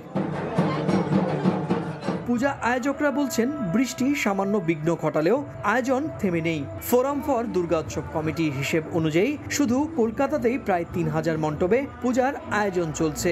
এরই মধ্যে কয়েকটি মণ্ডপে বৃষ্টিতে ক্ষতি হলেও মেরামতের কাজও চলছে দ্রুত গতিতে। কলকাতা ছাড়াও এবছর রাজ্য জুড়ে প্রায় ৪৫,০০০ মণ্ডপে দুর্গাপূজা হচ্ছে। হিন্দু পঞ্জিকা মতে আগামী ২৮ সেপ্টেম্বর মহাষষ্ঠীর মধ্য দিয়ে দেবীর আগমন ঘটবে মর্তে। সুব্রত আচার্য, সময় সংবাদ, কলকাতা। আন্তর্জাতিক অপরাধ আদালতের জারি করা গ্রেফতারি পরোয়ানার কারণে যুক্তরাষ্ট্রে যেতে ভিন্ন রুট ব্যবহার করেছেন ইসরায়েলের প্রধানমন্ত্রী বেনিয়ামিন নেতানিয়াহু। জাতিসংঘের সাধারণ অধিবেশনে যোগ দিতে যুক্তরাষ্ট্রের উদ্দেশ্যে যাত্রা করেছেন তিনি। তবে ইউরোপের কয়েকটি সদস্য দেশগুলোর আকাশসীমা ব্যবহারে ঝুঁকি থাকায় তিনি বিকল্প রুট নিতে বাধ্য হন, কেননা সেসব দেশ চাইলে বিমান অবতরণ করিয়ে তাকে গ্রেফতার করতে পারত। সাধারণত তেল আবিব থেকে যুক্তরাষ্ট্রগামী ফ্লাইট ইউরোপের কয়েকটি দেশ অতিক্রম করে, কিন্তু ইসরায়েলি প্রধানমন্ত্রী বেনিয়ামিন নেতানিয়াহুর এবারের যুক্তরাষ্ট্র যাত্রায় স্বাভাবিক রুট বাদ দিয়ে উড়োজাহাজটি উড়েছে ভিন্ন পথে, জিব্রাল্টার প্রণালী ঘুরে ভূমধ্যসাগরের উপর দিয়ে। বলা হচ্ছে আন্তর্জাতিক অপরাধ আদালতের জারি করা গ্রেফতারি পরোয়ানার কারণে ভিন্ন যাত্রাপথ বেছে নেন নেতানিয়াহু। ফ্লাইট ট্র্যাকিং ওয়েবসাইটগুলো জানিয়েছে গ্রিস ও ইতালির আকাশসীমা অল্প সময়ের জন্য ব্যবহার করা হলেও ফ্রান্স ও স্পেনের আকাশ পুরোপুরি এড়িয়ে গেছে ইসরায়েলি বিমানটি। এ কারণে ফ্লাইটের জ্বালানি খরচ ও সময় দুই বেড়ে যায়। নিরাপত্তার কারণে সাংবাদিক ও নেতানিয়াহু দলের কয়েকজন সদস্যও এই সফরের সঙ্গী হননি। আন্তর্জাতিক অপরাধ আদালত গত বছর নেতানিয়াহুর বিরুদ্ধে যুদ্ধাপরাধ ও মানবতার বিরুদ্ধে অপরাধের অভিযোগে গ্রেফতারি পরোয়ানা জারি করে। ইউরোপের সদস্যগুলোর আকাশসীমা ব্যবহারের ঝুঁকি থাকায় তিনি বিকল্প রুট নিতে বাধ্য হন, কেননা এসব দেশ চাইলে বিমান অবতরণ করিয়ে তাকে গ্রেফতার করতে পারত। এর আগে জুলাইয়ে যুক্তরাষ্ট্র সফরের সময় নেতানিয়াহু স্বাভাবিক রুটে ইউরোপের কয়েকটি দেশের আকাশসীমা ব্যবহার করেছিলেন, কিন্তু এবার পরিস্থিতি বদলেছে। অভিযোগ আর গ্রেফতারি পরোয়ানার চাপের মধ্যেই তাকে ভিন্ন পথে যেতে হলো, যা আন্তর্জাতিক অঙ্গনে নতুন আলোচনার জন্ম দিয়েছে। ইয়াসিন মোহাম্মদ জিসান, সময় সংবাদ। একটা দেশের টপ অর্ডার ব্যাটাররা এমন দৃষ্টিকটু ব্যাটিং করতে পারে বিশ্বাস হচ্ছে না ওয়াসিম আকরামের। লিটন দাস থাকলে বাংলাদেশ আরেকটু লড়াই করতে পারত বলে বিশ্বাস তার। যদিও পাক কিংবদন্তিকে মুগ্ধ করেছে তাসকিন রুশাদ, স্মৃতি রোমন্থন করেছেন বাংলাদেশের ঘরোয়া ক্রিকেটের সোনালী অতীতকে। দুবাই থেকে আরো জানাচ্ছেন সাব্বির মিথুন। 120 বলে 136ও করতে পারা যায় না তা বিশ্বাস করা কঠিন বাংলাদেশের খেলা না দেখলে। এরকম নিদারুণ ব্যাটিং জন্ম দিয়েছে হাসি ঠাট্টার। এমনকি পাকিস্তান কিংবদন্তিও অবাক, টেস্ট খেলুড়ে একটা দেশের টপ অর্ডার কিভাবে এত জঘন্য ব্যাটিং করে। বাংলাদেশের পরাজয়ের কারণটা ওদের ব্যাটিং। বোলিংয়ে ওরা দুর্দান্ত ছিল, পাকিস্তানকে মাত্র 135 রানে বেঁধে ফেলেছিল। পরিকল্পনাটা হওয়া উচিত ছিল নতুন বলে দেখে খেলা। পাওয়ার প্লেতে 1 উইকেট হারিয়ে 40 রান করলেও ঠিক ছিল, কিন্তু ওরা 3 উইকেট হারিয়ে ফেলেছে। পাকিস্তানের মতো সেরা পেস অ্যাটাকের বিপক্ষে সিলি শট খেলে আউট হয়েছে ব্যাটাররা, আর ক্যাপ্টেন লিটনের না থাকা ভুগিয়েছে দলকে। ম্যাচে সান্ত্বনা কেবল বোলিংটা। তাসকিন আহমেদের লাইন লেন্থে মুগ্ধতা ঝরেছে সুলতান অফ সুইং এর কণ্ঠে। প্রশংসা করেছেন রিশাদ হোসেনেরও। গত 2-3 বছরে তাসকিন খুব ইমপ্রেস করেছে। যেভাবে সে বল করে, উইকেট নেয়, সে দলের অন্যতম সেরা বলার। মুস্তাফিজ তো ভালোই, আর রিশাদকে আমি সবশেষে পিএসএল এ বল করতে দেখেছি, সে দারুণ করেছিল। তার ভবিষ্যৎ উজ্জ্বল। বাংলাদেশে ওয়াসিমের স্মৃতির শেষ নেই। আবাহনীর হয়ে মাঠ মাতাতেন, সেসব এখন কেবলই অতীত। টাইগার ক্রিকেটের খোঁজ তেমন না রাখলেও ফার্স্ট ক্লাস ক্রিকেটের দুর্দশা অজানা নয় সাবেক এই পেসারের। বাংলাদেশকে তাদের প্রথম শ্রেণীর ক্রিকেটে নজর দিতে হবে। লাল বলের ক্রিকেট থেকে আসল ব্যাটার পাওয়া যাবে। আমি এটা বছরের পর বছর ধরে বলে আসছি। ঠিক যখন থেকে বাংলাদেশের ক্রিকেট ফলো করছি, তখন থেকেই বলছি প্রথম শ্রেণীর ক্রিকেট ঠিক করলেই সব ঠিক হয়ে যাবে। টাইগারদের ট্রফি খরা কবে কাটবে সে প্রশ্নের উত্তর দিতে পারেননি ওয়াসিম আকরাম। দুবাই আন্তর্জাতিক ক্রিকেট স্টেডিয়াম থেকে সাব্বির মিথুন, সময় সংবাদ। টাইগারদের ব্যর্থতায় এখন আর আক্ষেপে পড়েন না সমর্থকরা, বরং নিয়মিত তীরে এসে তরি ডোবানোর পুরনো গল্পে অভ্যস্ত হয়ে গেছেন তারা। আরও একটা আন্তর্জাতিক টুর্নামেন্ট শেষে সমর্থকদের প্রশ্ন, কবে দায়িত্ব নিয়ে খেলতে শিখবে ব্যাটাররা, কবে শেষ হবে বাংলাদেশ ক্রিকেট দলের শিক্ষা সফর। আরও একটা আন্তর্জাতিক মিশন শেষে টাইগার সমর্থকদের জন্য আরও একটা ব্যর্থতার গল্প।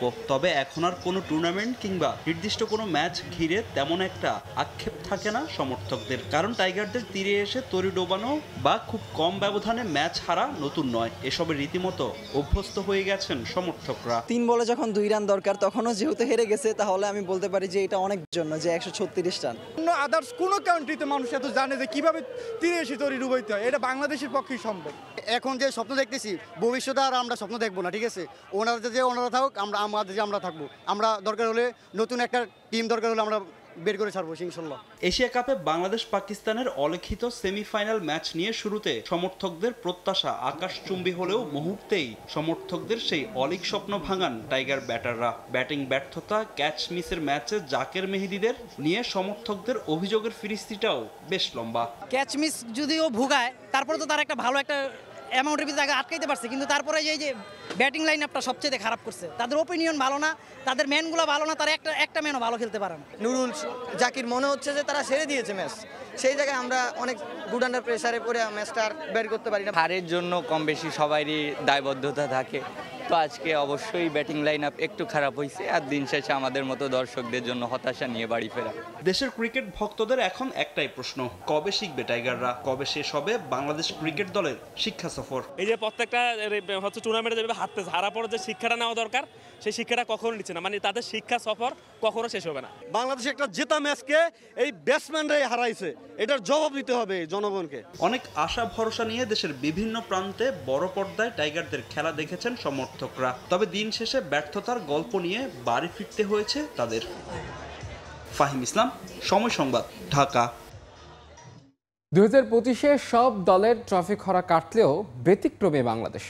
জেতা ম্যাচ হেরে এশিয়া কাপের শিরোপা স্বপ্নে নিজেরাই ইতি টানল লাল সবুজের প্রতিনিধিরা। এমন পারফরমেন্সের কঠোর সমালোচনা করেছেন সাবেকরা। টাইগার ক্রিকেটের ট্রফি খরা কবে নাগাদ কাটবে সেটাও অজানা। দুবাই থেকে সাব্বির মিথুনের আরেকটা প্রতিবেদন। চলতি বছর অর্থাৎ 2025 সালে বিভিন্ন লিগে বিভিন্ন ধরনের স্পোর্টসে 11টি দল নিজেদের প্রথমবারের মতো শিরোপা জিতেছে অথবা একটা লম্বা সময়ের ট্রফি খরার অবসান ঘটিয়েছে। সেখানে যেমন নাম আছে রয়্যাল চ্যালেঞ্জার্স বেঙ্গালুরুর, ঠিক তেমনি নাম আছে পিএসজি কিংবা টটেনহ্যামেরও। এছাড়াও বাস্কেটবলেও নিজেদের দীর্ঘ ট্রফি খরা শেষ করেছে অনেকগুলো দল। তবে ব্যতিক্রম কেবল বাংলাদেশ, কারণ বাংলাদেশ আসলে চায় কিনা তারা জিততে কিছু, সেই বিষয়ে প্রশ্ন থেকে যায়। বাংলাদেশ দল এমন একটা শুরুর পরে এমন একটা সহজ ম্যাচে যেভাবে হারলো তা আসলে নতুন করে ভাবতে বাধ্য করবে এই দলটার লক্ষ্য বা উদ্দেশ্য সম্পর্কে। পাকিস্তানের মতো দলকে না হারাতে না পারে এটা হতাশার অবশ্যই। তারপরে ব্যাটসম্যানদের রেসপন্সিবিলিটি নেওয়া উচিত ছিল। মাঝখানটায় আমরা ম্যাচটা হেরে গেছি, মিডল অর্ডারে ভালো ব্যাটিং করতে পারি। কন্ডিশনে পরপর 2 দিন খেলাটা অনেক টাফ। তারপরে আমি মনে করি যে সুযোগটা চলে এসেছিল এই সুযোগটা হাতছাড়া হয়ে যাওয়া, এটা আবার কখন পাবো আমরা ফাইনাল খেলার একটা সুযোগ, এটা অপেক্ষা করতে হবে। বাংলাদেশ দল গ্রুপ পর্বেও খুব ভালো ক্রিকেট খেলতে পারেনি, তবে রান রেটের মার প্যাচে চড়ে সুপার 4-এ যে সম্ভাবনা তৈরি হয়েছিল তা পরপর 2 ম্যাচে হেরে সব খুইয়ে দিয়েছে। এখন এই দুবাইতে অবস্থান করে আফগানিস্তান সিরিজের অপেক্ষা করবে বাংলাদেশ। অনেকগুলি ক্যাচ যে ড্রপ হয়েছে ওই জায়গা থেকে আমরা পিছিয়ে গেছি। তারপরে এখানে শেষ করাটা, সামনে তো আরো খেলা আছে, সামনে আফগানিস্তান সিরিজ আছে, এখানে আমরা নিবেশ করতে হবে। প্রবাসী সমর্থকরা গোটা টুর্নামেন্ট জুড়ে যেভাবে সমর্থন দিয়েছে তাতে এই দলটা ফাইনালে না ওঠা রীতিমতো অপরাধ। এবং এই স্টেডিয়াম চত্বরে পাকিস্তানি সমর্থকরা যেভাবে হাসি ঠাট্টা করেছে বাংলাদেশ দলকে নিয়ে, সেটা একজন গণমাধ্যম কর্মী হিসেবেও আফসোস আর হতাশার। মিডল অর্ডারের ব্যাটিংটার ইনিশিয়ালি আমরা ওপেনাররা যেভাবে ব্যাটিং করেছি এটাই আমরা ম্যাচ হেরে গেছি। এটা অবশ্যই ব্যাড লাগে। এরা এত পরিশ্রম করে এখানে যে খেলা দেখতে এসে রেজাল্টটা না পাওয়ার একটা সুযোগ এমনভাবে হাতে এসেছিল, সুযোগটা হাতছাড়া, এটা খুবই দুঃখজনক। তবে ওই যে স্বপ্ন দেখে যাবে ক্রিকেট ভক্তরা, স্বপ্ন দেখে যাবে টাইগার ভক্তরাও। তারা আশায় দিন গুনবে পরবর্তী আসরে হয়তো আবারও আশায় বুক বেঁধে মাঠে গিয়ে সমর্থন দিবে প্রিয় দলকে। তবে আরাধ্যের ট্রফিটা কবে নাগাদ আসবে কিংবা প্রতিপক্ষের এই হাসি ঠাট্টা কবে নাগাদ থামবে সে প্রশ্নের উত্তর নেই কারো কাছে। বাংলাদেশ দলের ক্রিকেটাররাও হয়তো জানে না সে প্রশ্নের উত্তর কবে নাগাদ মিলতে পারে। দুবাই আন্তর্জাতিক ক্রিকেট স্টেডিয়াম থেকে সাব্বির মিথুন, সময় সংবাদ। বিসিবি নির্বাচনে নিজের কাউন্সিলরশিপ বাতিলের শঙ্কায় তামিম ইকবাল। একটি পক্ষকে দুর্বল করতে নির্বাচন প্রভাবিত করে 15টি ক্লাবকে খসড়া ভোটার তালিকা থেকে বাদ দেওয়া হয়েছে বলে অভিযোগ তুলেছেন তিনি। তার কাউন্সিলরশিপের আপত্তির শুনানিতে অংশ নিয়ে এমন মন্তব্য করেন তামিম। সময় যত ঘনিয়ে আসছে একের পর এক জটিলতা বাড়ছে বিসিবি নির্বাচন ঘিরে। বিতর্ককে সঙ্গী করে খসড়া ভোটার তালিকা প্রকাশ করা হয়েছে। সেই তালিকা নিয়ে আপত্তির শুনানি ছিল এদিন। 30টি সশরীরে এবং 8টি ইমেইলের মাধ্যমে আপত্তি জানানো হয়। সকাল 10টা থেকে 5টা পর্যন্ত ছিল শুনানির সময়। সকাল থেকে একে একে আসতে থাকেন কাউন্সিলররা। সাবেক পরিচালক লোকমান হোসেন ভূঁইয়া, ইফতেখার মিঠু, মাসুদুজ্জামানরা অংশ নেন নির্বাচন কমিশনের শুনানিতে। ভোটের প্রক্রিয়া নিয়ে অসন্তোষ জানান তারা। নির্বাচনী প্রক্রিয়া নিয়ে সন্তুষ্ট না, কারণ যেইভাবে প্রক্রিয়াটা হওয়ার কথা, যেভাবে নির্বাচনটা উৎসবমুখর হওয়ার কথা, সেইভাবে নির্বাচনটা হচ্ছে না। এইখানে ভোটকে কন্ট্রোল করার চেষ্টা বিভিন্নভাবে হচ্ছে। 22 তারিখ 6টার পরে যারা জমা দিয়েছে সেটার ব্যাপারে আমরা আপত্তি জানিয়েছিলাম। এটার ব্যাপারে শুনানি হয়েছে এবং আমরা আমাদের আপত্তির কারণগুলি বলে আসছি। এটা কেমন করে চিঠি হলো, আমাদেরও কোয়েশ্চেন টু বিসিবি ম্যানেজমেন্ট যে how this was without board approval, how this was.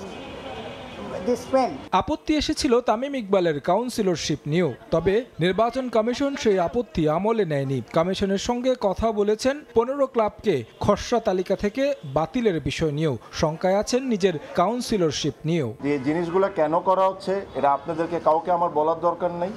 Simple একটা কথা, এই জিনিসটাকে ইলেকশনকে একটা সাইডকে উইক করার জন্য করা হচ্ছে, এটা সবাই জানে। হ্যাঁ, আমার কথা হলো যে আমাদের এত খারাপ সময় এসে গেল যে জিতার জন্য বা নিজের ইচ্ছা পূরণ করার জন্য আপনারা 300টা ক্রিকেটারের লাইফের সাথে আপনারা খেলা শুরু করলেন। ক্রিকেট বোর্ডের ইতিহাসে কোনো দিন এত নোংরামি আমরা কোনো সময় দেখিনি যে আমার অফিসিয়ালি রিটায়ারমেন্ট ঘোষণা করতে হবে।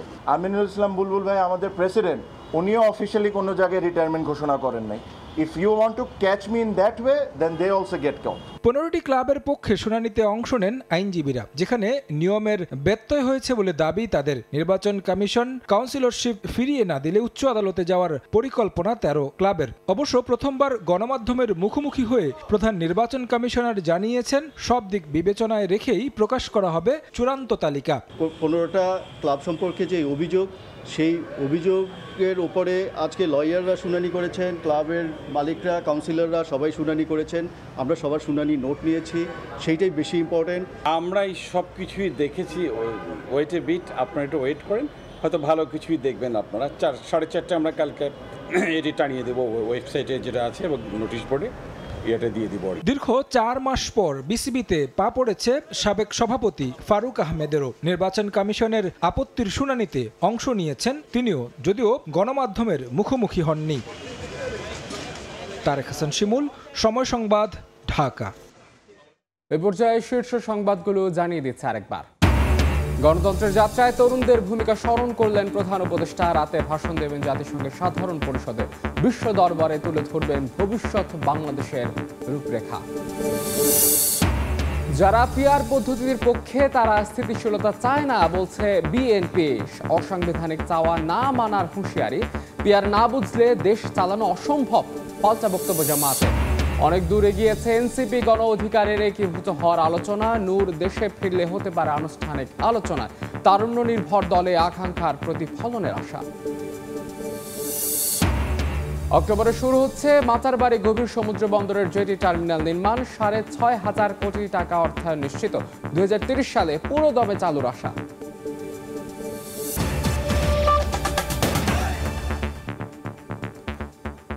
এই ছিল ভোরের সময়ের এখনকার আয়োজনে। সকালের সময় সঙ্গে থাকবেন সহকর্মী নিবিড়।